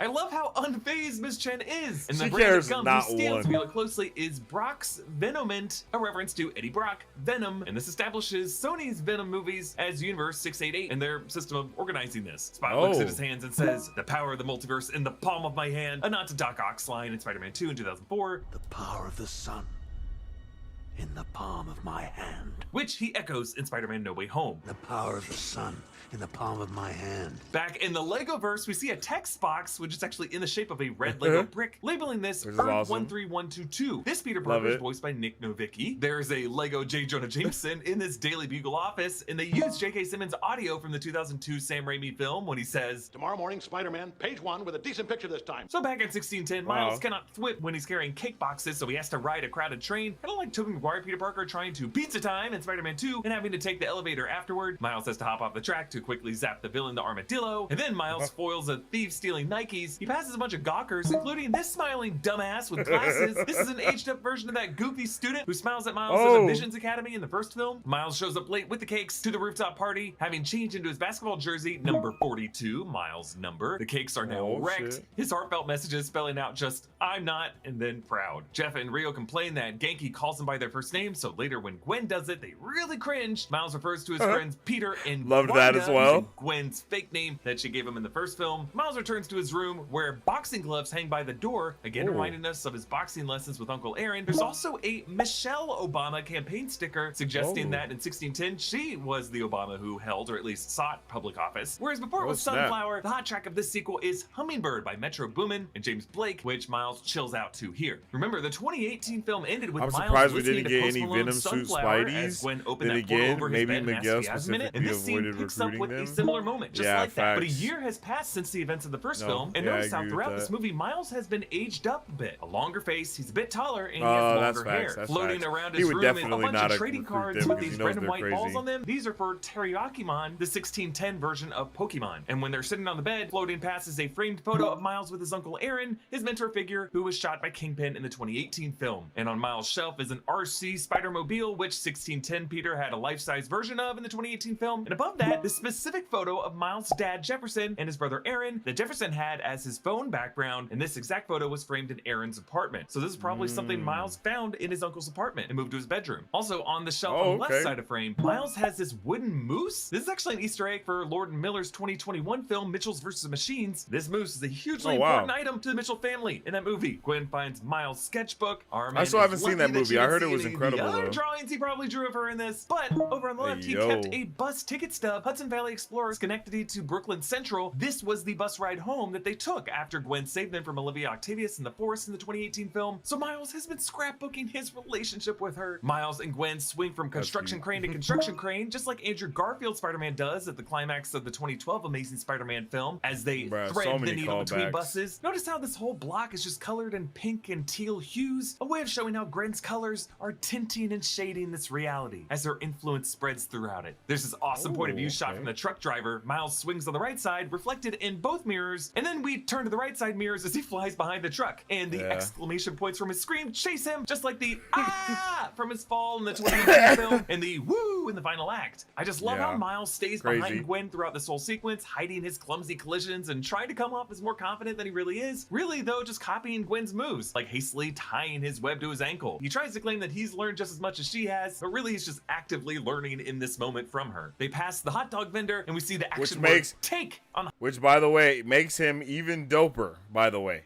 That makes him so much doper is the fact that he's learning on the fly. Like, I will pay so much money to see Miles and MCU Spidey have a discussion together, because I think it would be amazing. Hastily tying his web to his ankle. He tries to claim that he's learned just as much as she has, but really he's just actively learning in this moment from her. He's doing everything that she's doing on the fly, and she's a freaking gymnast. But then Miles whips money to the vendor's chest. If you look closely, this is an alternate universe $25 bill. I love this. There's just a kid who mindlessly licks the window of the train with a big old smile. I think he's my favorite character in this movie. I can watch him on loop. This is just so funny to me. Gwen plants a drone to spy on the Spot's apartment. Above it, I love this, is a billboard with a bagel. All of it, always, all over the place. A 1610 version of... Wow, all of it, always, all over the place. Yo, what? Billboard with a bagel. Yo, all of it, always, that's crazy. All over the place. A 1610 version of the bagel theme, everything, everywhere, all at once. This movie's animators clearly acknowledging the bagel parallel with Jonathan Owen. Miles and Gwen look out at the city, sitting upside down in the Williamsburg Bank building, creating such a trippy but great visual. Gwen says, in every other universe, Gwen Stacy falls for Spider-Man. And in every other universe, it doesn't end well. Not only is she referring to...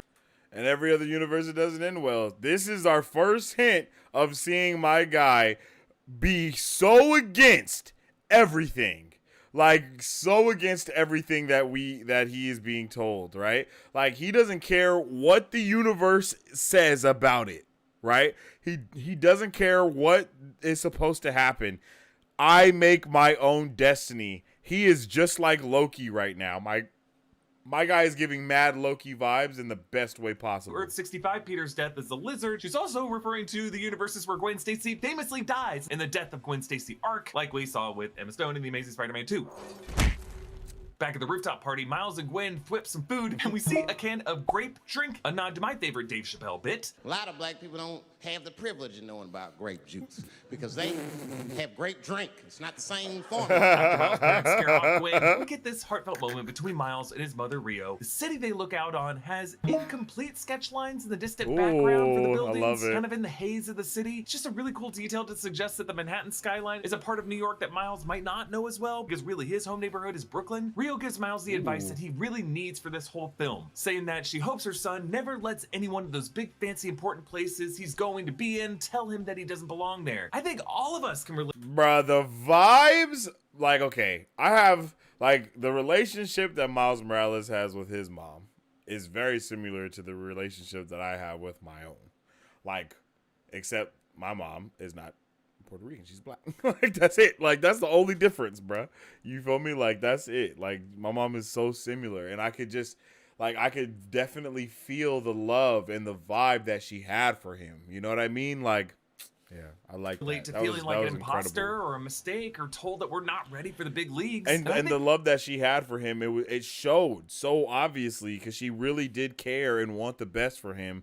But at the same time, you know what I mean? Like, I still want you to do what I want you to do. And she showed that. She showed that perfectly. And as a parent, that's something that is always that balance, is allowing your child to be who they are, but trying to also guide them the best way possible without trying to micromanage the things that they're doing. the third you know? Spider-Verse movie will prove that Miles' anomalistic status is actually the rule all Spider people should live by. But it's just sad to think that this moment with Rio is the last time in this movie Miles will talk to his home reality mother. And his chat with Jeff earlier might be the last time he talks to his dad from any reality. Miles changes wardrobe as he descends a fire escape, unzipping his pants on the ground and seeing a dog walker and a dog, and then awkwardly re-zipping his pants back up. Okay, then to Owen's apartment. We see from photographs that he was once a long-haired and bearded colleague to Liv Octavius. His spider containers are labeled Earth 42. This was the spider that bit Miles, which is now deceased because Miles swatted and killed it. But there are other containers labeled 14512, that's Penny Parker's universe, 333, 90214, that is Spider-Man Noir's universe, and 19925. This is a universe supposedly written by a bot. Miles jumps in after Gwen into the portal tunnel and lands in Earth 50101, Mumbattan, a cross between Mumbai and Manhattan. From above, its geography looks like the island of Manhattan, but greener, and what we think are the rivers are actually just the city's lower levels. The artist designed Mumbattan to keep going down and down and down, a contrast to 1610 and Nueva York, where the city just goes up and up and up. In Mumbattan, instead of the trains running on top of the tracks, the cars hang below from the rail above them. Throughout Mumbattan, you can see signs for Zomato, which is a restaurant group in India, and here we meet Pav. Privateer Prabhakar, Spider-Man India from Earth 50101, is voiced by Karen Sony, aka Dopinder from the Deadpool film. Oh, I knew his voice sounded familiar. I just didn't know who he was.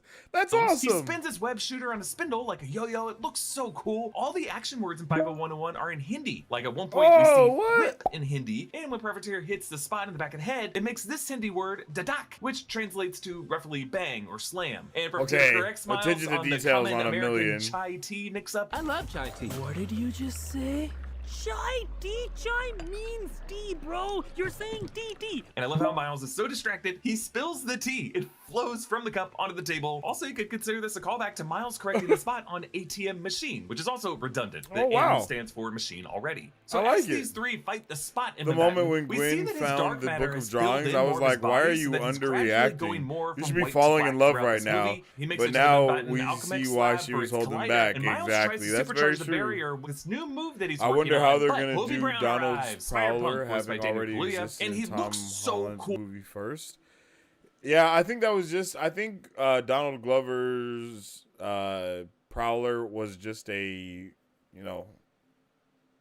an alternate universe version of him. I don't think that was necessarily our Prowler. You know what I mean? Another instance, though, of the animation and live action crossing over. Cool in this movie, made up of different textures of paper, newspapers, and posters, but a lot of it is in the speed at which he moves. In the 2018 film, remember, Miles was initially animated on 2s, which means 12 frames per second instead of the normal 24 frames per second, giving him a more staggered, choppier movement. By the end of the movie, he was animated on 1s to show his evolution into smoother, more confident swings in 24 frames per second. Hobie in this movie is deliberately animated, I guess you'd say on 4s? It looks like 6 frames per second. Really, really choppy movement, but intentionally staggered. A punk rock poster come to life. I love how this reflects Hobie as a character, a spider variant who makes a choice of being out of step with the other spider people, even more grounded in his home medium than Miles was. It shows Miles that there's another way to exist in this multiverse, an arguably more powerful way, because it forces the viewer to look at every single pose that you strike. Hobie says, prior to using BetterHelp, I don't think I would have considered online therapy.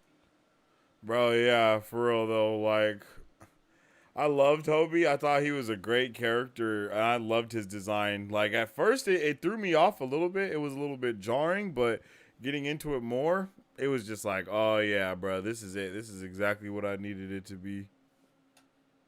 the PM, I hate the says, I'm not a role model, I was briefly a runway model. I hate the AM, I hate the PM, I hate labels. yeah, hate the PM. A bit of wordplay there, because wordplay is always very common in the Cockney slang. Like later we see him say Scooby-Doo, meaning clue. But by PM, yes, he's saying he hates the time of day in the afternoon, but also he hates the PM as in the Prime Minister, as a punk rock music scene in the UK grew out of anger largely at Prime Minister Margaret Thatcher. Geology is a 22-time award-winning skin, hair, and body care company recognized in Men's Health, Oprah Daily, Hypebeast, owns plans to absorb all of reality and cause apps which activates the collider.ie/rockstars100 to get started. The spot activates the collider and fuses with the dark matter, and Miles' consciousness briefly amazing. overlaps with Jonathan Owens. He sees Yeah, the black and white future of Owens' plans to absorb all of reality and liked cause it. the deaths of police captains, with Inspector Singh, Gayatri's father, and Miles' dad, Captain Morales, flickering back and forth as they rush to save a kid. So when Miles saves Singh, in his mind he's saving his own dad, but both are considered canon events that Miguel O'Hara wants to play out. The Alchemex building collapses, raining rubble all over the city, and the Ford leap into action. Privateer sees Gayatri on a double-decker bus on the bridge, recalling MCU Peter Parker's girlfriend MJ in a double-decker bus on Tower Bridge in Spider-Man Far From Home in the MCU. Okay. Everyone ends up getting saved. It's an awesome scene, but Miles disrupting the canon event of Inspector Singh's death causes dark matter to consume the city. Jessica Drew arrives with the team to contain it, and she takes the rest back to Nueva York, Earth 928, Spider Society HQ. And I just love the reveal that initially it's all upside down, with Miles and the rest on the bottom side of the elevator lift. It's an interesting directional inversion of that great moment in the 2018 film where Miles dives, but they invert the shot to make it look like a triumphant rise. Here it's the opposite. Miles is technically rising and going up the skyscraper, but because he's upside down, it feels like a descent into hell, because this is not a good place where Miles is going. But hey, we get to meet a ton of spider things. The animators say they created 280 spider people for this movie. shit. We've already met Oh, yeah, a we dozen or talked about so, that. but the That's majority crazy, of but ones in that's this just- HQ yeah. are really just non-specific variants of different shapes and suit designs. I'm just gonna cover the specific references to ones known from the comics and other media. So as they arrive, we meet Malala Windsor, Spider UK I love from Earth that. 835. She's voiced by Sophia Barclay. She says, "Anyone spot the spot?" And Jess gets annoyed and asks if anyone else's jokes, and we see yellow text boxes showing everyone else's jokes. See spot run. X marks the weird looking bad guy. Did you say quip or thwip? We need to run a spot check. He could be in any hole in the world. Puns are my weak spot. He's probably hiding in some hole in the wall. Hey, way to put us on the spot, mate. This search is starting to peter out. I hate it. And as the camera glides through the main hall of the HQ, we pass the black and yellow Spider Armor Mark II sitting on the left there. Then a steampunky looking one with these extra appendages. This is Maybelle Riley, Lady Spider from Earth 803. There's a traffic cop Spider-Man. And then there's a bombastic Bagman. We'll talk about him a little bit later. Then on the walkway, Miles passes the Spider Armor Mark III, and then they pass Peter Parked Car of Earth 53931, and then dropping into him Spider Side of Earth 616. This is a thick boy clone of 616 Peter. Also, the Last Stand Peter Parker of Earth 312500. This is the Peter with the high collar jacket who gets killed in the Last Stand run and exists alongside Ezekiel Sims. Then Peter of Earth 13122. That's a Lego universe that we saw earlier. Can actually see the little Lego man sitting on top of the windshield there. And then Tarantula of Earth 1610.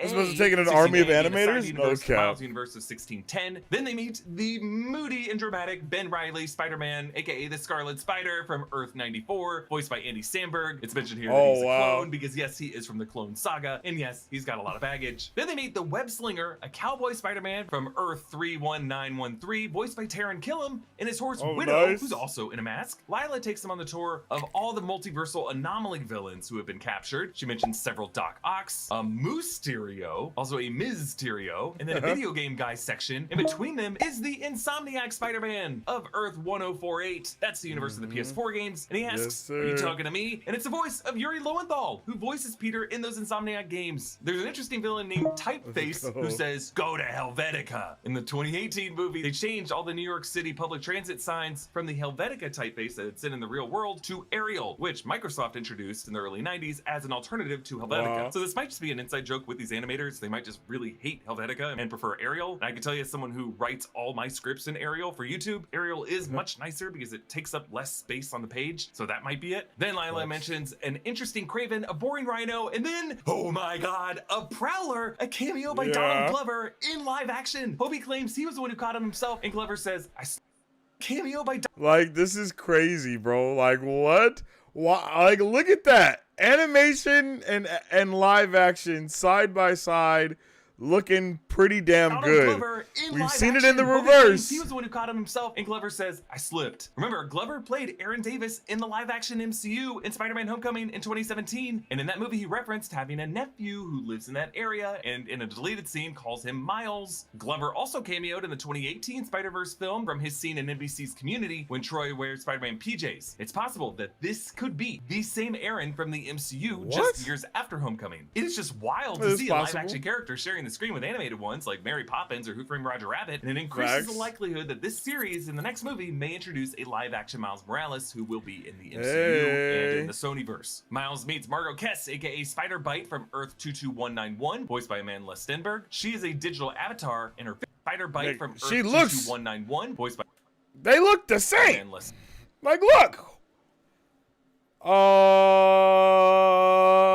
That's insane. Stenberg, she is a digital avatar, and her physical body is back at home, where she has a poster, We Are Incognito, with a Guy Fawkes logo, an alternate version of the hacker group Anonymous. All these anomalies are sent to the Go Home machine, which comes back later, but Margot states here that it's based on DNA, which is important. On their way in to see Miguel, Hobie rips a piece of tech out of the wall, joking, I bet this doesn't do anything, but it sets up how later he's able to engineer his own multiverse watch for Gwen to use. Like, notice as they continue to walk through, he keeps swiping more and more stuff to use for it. Around Miguel's lab are futuristic versions of tech from villains Miguel has defeated by the year 2099, including the claw of a Prowler, the arms of Doc Ock, and the glider of Green Goblin, showing how he must use scraps of their tech to continue building his technology. Miles tries to connect with Miguel by offering him empanadas, but Miguel throws the food back in his face and responds in a curt, more technical Spanish than Miles' folksier Puerto Rican Brooklyn slang. Peter B. Parker returns along with his new baby daughter, Mayday Parker, who has a baby day pass, telling us that Jessica Drew gave Miles a wristband that's normally for babies. So Miguel launches into his big explanation, first depicting all of reality as a glowing white vine with branches, imagery that I think is made to look just like the sacred timeline of the MCU, which split into a multiverse at the end of Loki and is now a messy web, last seen in the post-credit scene of Ant-Man the Wasp Quantumania. It's clear that this movie is trying to establish the animated Spider-Verse as part of the live-action Marvel multiverse from the MCU. But over this white vine, straight red lasers beam out to represent the Spider-Verse. Miguel O'Hara refers to this as the web of life and destiny, which is the term in the comics, or as he says here, arachno-humanoid polymultiverse. The nodes represent canon events, and in the first one we see 6 different comics moments when a spider bite occurred, including an early one where Peter is wearing the yellow vest. Behind that, to the right, are various moments Peter and MJ connect, including Kirsten Dunst, Mary Jane kissing Tobey Maguire Peter in the rain from the 2002 film. Then to the left, the next nodes that Miguel refers to as very, very bad shows 6 moments the Venom symbiote overtook Eddie Brock in the comics. It's fascinating that Miguel categorizes the creation of Venom as a canon event in the life of every Spider person. To me, this kind of feels like Sony's trying to make Venom as important as possible to their Spider-Verse franchise, which also would be kind of weird because their 2 Venom movies so far removed the Spider-Man step from the Venom origin. But going forward, the implication here seems to be that every Peter, Miles, Gwen, or whoever will spawn a symbiote-enriched rival that will plague their lives. Then Miguel takes us through what I'm gonna call Death Alley, all the mentor figures that the Spider people have lost. Miles sees a projection of his loss of Uncle Aaron from the first film, and Miguel singles out what he calls Event ASM 90, which is a nod to the Amazing Spider-Man number 90, in which George Stacy goes to save a kid. We actually see the same comics art of those panels here during Spider-Man's fight with Doc Ock that ends up taking George's life. I believe it's 31 issues after this, Amazing Spider-Man 121, that is the death of Gwen Stacy, his daughter. Miles turns over to a parallel moment, a projection of Andrew freaking Garfield, Peter Parker, crying over the body of Dennis Leary, Captain Stacy from 2012's Amazing Spider-Man film when George was killed by Rhys Ifans' version of the Lizard, Dr. Connors. And again, since all these Tobey Maguire and Andrew Garfield moments connect to the MCU by association, this animated Spider-Man film is giving us a codified understanding of how the Spider-Verse is all connected, including to the MCU. Miguel confesses that he tried to bypass a canon event of his variant's death in a reality so that he could be happy in a reality with his daughter Gabriella, but eventually that reality erased around him. This may remind you of the logic of what's called absolute points in What If Episode 4 over in the Marvel world, but it just sounds like different terms for the same kind of idea. Peter B. Parker explains the necessary loss of Uncle Ben, and in one node portal we see Cliff Robertson, Uncle Ben, dying from the 2002 2002 Sam Raimi film and Tobey Maguire, Peter Parker crying over him. But to the right of that is the animated Spectacular Spider-Man, the one voiced by Josh Keaton, in the moment his Uncle Ben died. And then on the far right is Uncle Ben's death from the cutscene of the PS4 game. Josh Keaton actually joins the other Spider people in this intervention, saying, "I know it's hard, but it's the truth, Miles." When Miguel traps Miles in this red energy field, Hobie holds out his hand's palms, calling back his advice to Miles back in Manhattan to use the palms instead of the fingertips. And so when Miles listens to him and blasts out of the cage and all the other Spider people chase after him, Hobie's like, "Nah, I'm out." And he leaves back through a portal and tosses his watch behind. I'm telling you, as we look ahead to Spider-Man Beyond the Spider-Verse, Hobie Brown is Hobie is the guy, bro. He's about to be the main character for sure. That none of the other characters are. So Miguel alerts very the Spider true. Society. In this cafeteria, one of them's reading a newspaper with an opinion page headline, "Are cats man's best friend?" They all break into groups of 3, recreating the pointing meme from the post-credit scene of the 2018 film, which of course was repeated in the live-action Spider-Man No Way Home. I just love the idea that 3 is kind of a magic number for these Spider people to stump them into confusion like this. The group closest to us includes the white logo PS4 game Advanced Suit Spider-Man, and next to him is Spider-Man Unlimited from the late 90s animated series. And then entering Sector 4 is this dude. Do I rub on my face? What's the deal? This is Spider-Man 2211, aka Max Bourne from Earth 9500, an associate of Miguel O'Hara in the 90s comics. And Miles clings to his back, kind of like Aladdin does with that bodybuilder when he flees the guards in the chase sequence in that movie. He falls down and they're piling onto him like white blood cells. One of them definitely the gray armored Spider Armor Mark I. And then Spider-Cat, who coughs up a web furball on his face. And notice how Spider-Cat's gizmo is latched to its tail. Miles says, "It's everything you wish for. Yo, Site traffic is I skyrocketing." literally cannot express how great this movie was. Like, I loved it so much. Oh. Back to Peter B. Parker when they meet the other 3 eccentric Spider people in the 2018 film. This could literally not get any weirder. It can get weirder. And then there's Petarker, aka Spider-Rex. When he thwips, it's T-Whip. Miles gets hit by Chibi Spider-Man, the really small one, and then by Spider-Monkey. Then the Web Slinger, Cowboy Spider-Man from the Wild West universe and the Ultimate Animated Series. He fires bullets from his revolver. Miles and Web Slinger end up in a Clint Eastwood-style duel. The frame goes to a 2:9:3:1 aspect ratio like it does in Westerns, and Miles gets a quick draw with a thwip. And then we get this moment. And then I looked at my uncle and... Let me guess. He died? I love it. On the walls of this therapy office is an ink blot test that, naturally, to us and to all these characters, looks like a spider. There's also a diploma from Ditko University, a nod to Spider-Man co-creator Steve Ditko, and it names this therapist Spider-Man Ezekiel Sims, who is the old man Spider-Man from the comics. So since he's the oldest of them, he probably is the wisest and has the most therapeutic wisdom to be able to give them. Peter B. Parker asks Miguel to take a photo of he and Mayday's first chase together. Miguel blows him off, but Mayday whips the button of the phone to take the selfie. During the chase, Miles slides into the legs of Flash Thompson Spider-Man, aka Captain Spider. He wears the Letterman jacket. Miles swings ahead of the bombastic Bagman. This is from the comics when Peter gets stuck in the Fantastic Four's Baxter building and has to borrow one of their suits, and wears a brown paper bag over his head to disguise himself. When Miles twists the bag around on his head, you can see the CMYK Ben-Day dots in his outline staying the same size. We also, of course, see Spider-Man from the Mangaverse. Miles pushes him away. Miles gallops on the horse Widow past the Anomalies, who cheer him on while booing Miguel and the others. Miles takes Webslinger's hat and stuffs it in the face of Spider-Wolf. Then Miles passes Charlotte Weber, the Sun Spider, who has Ehlers-Danlos syndrome that affects her joints and connective tissues, so she uses a wheelchair and crutches. She's voiced by Danielle Perez. The 1967 Spider-Man from the animated series returns from the 2018 movie post-credit scene, voiced by Yorma Tacone. And then Miles runs through a kind of danger room with past villains, the Sinister Six from the 90s animated series. We see Doc Ock, Shocker, Goblin, and the rest. Then Miles dives out of the skyscraper. A cyborg Spider-Woman follows, along with a Canadian Spider-Woman with a hockey stick that Chibi Spider-Man rides. Miles drops into the underworld in Nueva York, and Peter B. Parker tries to get him to hold Mayday, saying Miles is the reason he had a kid. Reminds us of that moment in the 2018 film when, remember, Peter B. Parker had split up with his MJ because he didn't want to have kids, but upon meeting Miles and seeing him kick ass, he realized, wait, do I want kids now? Miguel chases Miles on the skybound bullet train, an incredibly animated fight. At one point in Miguel's lunge, a frame flashes from an animated storyboard cell, including some artist notes, Imperial Violet and Crimson Red. This is what instructs the artist which ink color to fill in the character with. These shades are the specific shades of the red and indigo for Miguel's suit. You'll notice these kind of lines and notes often hover around Miguel and his tech. I just love how it hints at Miguel at being a tech head and a control freak, constantly trying to upgrade and upkeep his own animation as he repeatedly has to replug his techno-organic suit. This is what Miles uses against Miguel here, placing his palm on his shoulder, overloading the suit, giving him a classic, hey,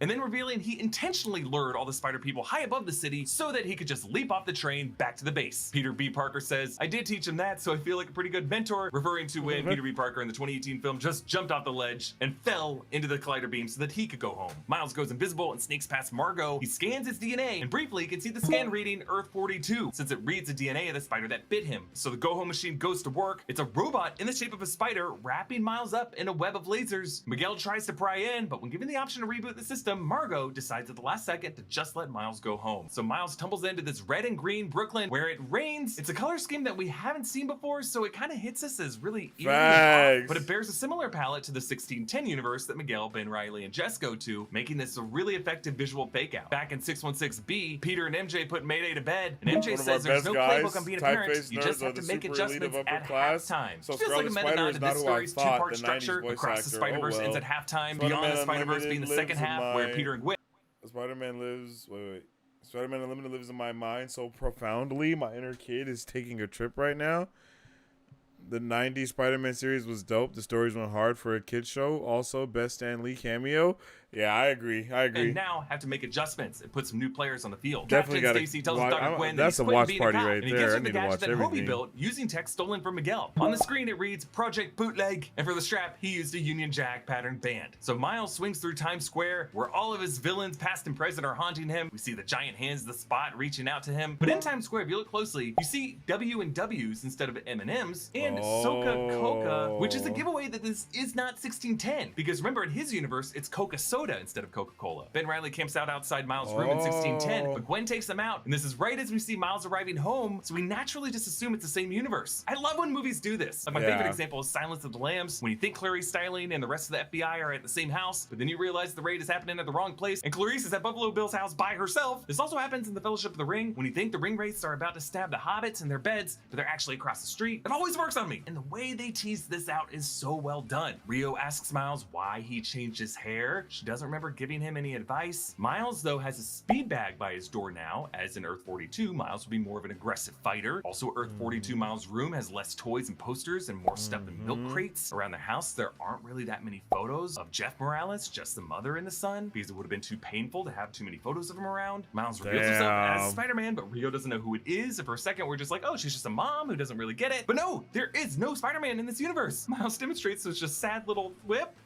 question mark? And there's a great match cut with Gwen standing on the ceiling of Miles' empty room in 1610. Cut to Miles in Earth 42 with his mom, and Miles finally figures it out, and it hits us like a hammer. Uncle Aaron walks through the door, having never died in this dimension because there's no Spider-Man, and they go to the rooftop. The city is plagued with crime, on fire, and the worst gut punch, the rooftop mural. In place of the Aaron Memorial now has a memorial for Jeff Morales. In the upper corners of that mural, Pichelli and Bendis, for Sarah Pichelli and Brian Michael Bendis, creators of the Miles Morales character. Miles gets KO'd by his alternate Prowler self before he sees it coming. His spider sense never went off, maybe because he can't sense himself, especially if that variant self doesn't have spider powers. Miles wakes up tied to Aaron's punching bag, the same one that he used to work out on in the 2018 film, and the one Miles tied Peter B. Parker to. Aaron puts on an album, Ain't No Love by A Lion Unleashed, featuring Bobby Blue Band. Aaron punches the bag, releasing a blast of CMYK dots, like all the ink was slammed out of it. We briefly hear the voice of J.K. Simmons, J. Jonah Jameson, reporting crime from the TV as a younger Prowler steps forward, Miles G. Morales, whose hair is braided, the same one we saw back in the Spot's backstory of the Spider-Man 42. Our Miles' face is lit red on one side, blue on the other, mixing in the middle as Prowler purple. His fingertip manages to produce a small spark on the chain, but he doesn't have his full palm free. Meanwhile, Gwen reunites with Peter B. Parker and Mayday as we hear her drum solo returning from the opening minutes, and we see the new band that she has put together, including Gwen, Peter B. Parker, Mayday, Hobie Brown, Privateer Prevacar, Margot Kess Spider Bite, and returning from the first film, but not saying anything, Penny Parker, Spider-Ham, and Spider-Man Noir. And we end with Gwen asking us the line, "You want in?" This explains why the film opened the way it did. From Gwen's point of view, a third-person account on what Miles went through, telling us why she quit her band, saying let's do things differently this time, and why the opening images included things that happened to Miles throughout the film. This was all Gwen's sales pitch, her recruiting mission, what she said to every single one of these spider people to get her to join her team, to join this rescue mission, in this brave step to defy the Spider Society. So yeah, we went in, and go ahead and take my money for Spider-Man Beyond the Spider-Verse next year. Holy shit, what a cliffhanger and what a film. Please support our growing network with a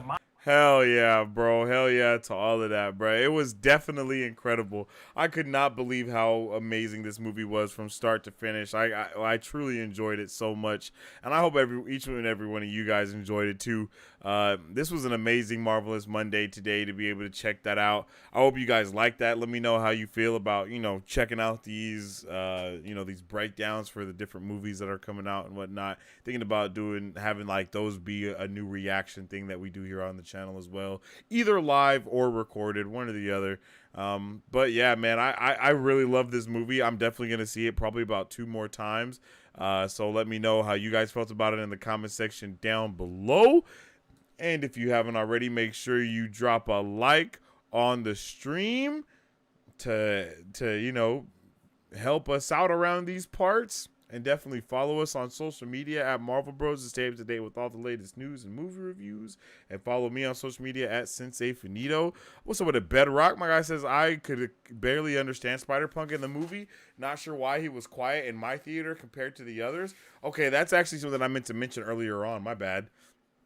Apparently, in select theaters, there was audio issues, and it did not just happen to you, Bedrock. It happened to many, many people. I'm not sure why. I'm not sure what the issue was or whatever the case may be, but I do know that that was a reoccurring issue for a lot of people. So we'll just I don't know what happened with that. I don't know if they sent out like 2 different copies or what, but that I'm sorry that definitely probably dampened your experience. But I also think that a lot of the stuff, I don't know. The Empire Strikes Back of Spider-Man movies, yeah, bro. For real, Marsu, when the movie started ending, I was like, no fucking way. There's no way this movie's about to end. And then boom, it ended, and I was like, yo, what? That was awesome. Crazy incredible, yo. Crazy incredible. I really love that, yo.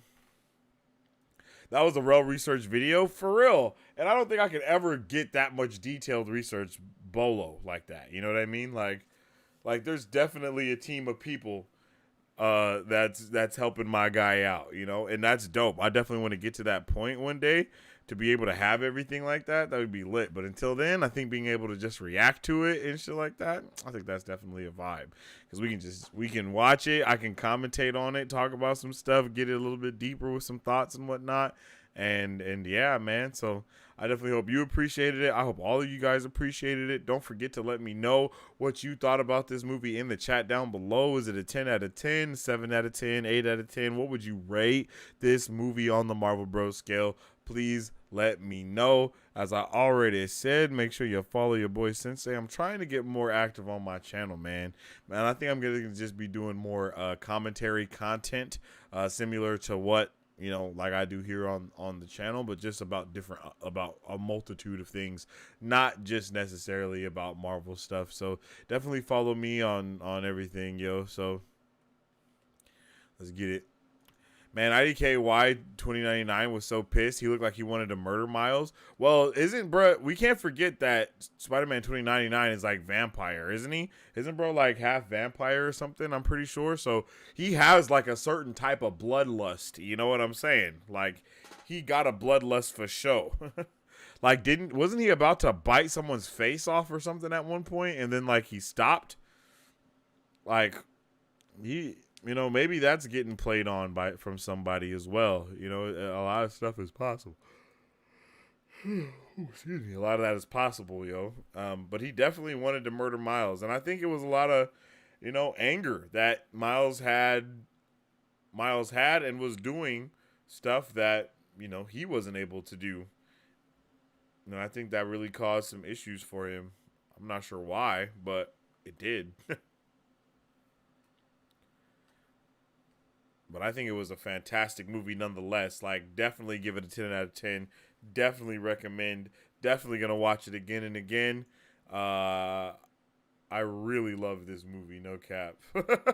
Like, definitely probably my favorite movie of the year so far. I will admit, I like that they acknowledge the Raimi verse with Tobey Maguire as canon. Yeah, for real. Yeah, Blade has a connection to Spider-Man in the comics, So I was wondering if he was some kind of day walker. Ooh, facts. And it's funny, in every universe, Jameson is J.K. Simmons. I'll agree with that. That shit is funny. Like, he is the same person in every universe. That's hella funny. I'm not gonna lie. That's definitely comedy. But with all that being said, I appreciate each and every one of you guys for tuning in on today's episode of Marvel Bros. I hope each and every one of you had a good time today, because I know I did. You guys definitely make it worth it, as I always say. And as I always say, I hope you guys have a fantastic rest of your day, and I hope you stay awesome, stay nerdy, and don't forget to stay marvelous. Excelsior. If you guys would like to support Marvel Bros, all you gotta do is visit our website at www.marvelbros.com and buy some merch. Represent the superfan. Or you can join our Patreon to get early access to content, patron-only scoops, giveaways, private Q&As, and those sacred watch parties. We appreciate you guys. We'll catch you on the next one. Excelsior. On today's pop culture news update. And on today's pop culture news update, is visit our website at www.marvelbros.com and buy some merch. Represent the superfan. Or you can join our Patreon to get early access to content, patron-only scoops, giveaways, private Q&As, and those sacred watch parties. We appreciate you guys. We'll catch you on the next one. Excelsior. On today's pop culture news update. And on today's pop culture news update, is visit our website at www.marvelbros.com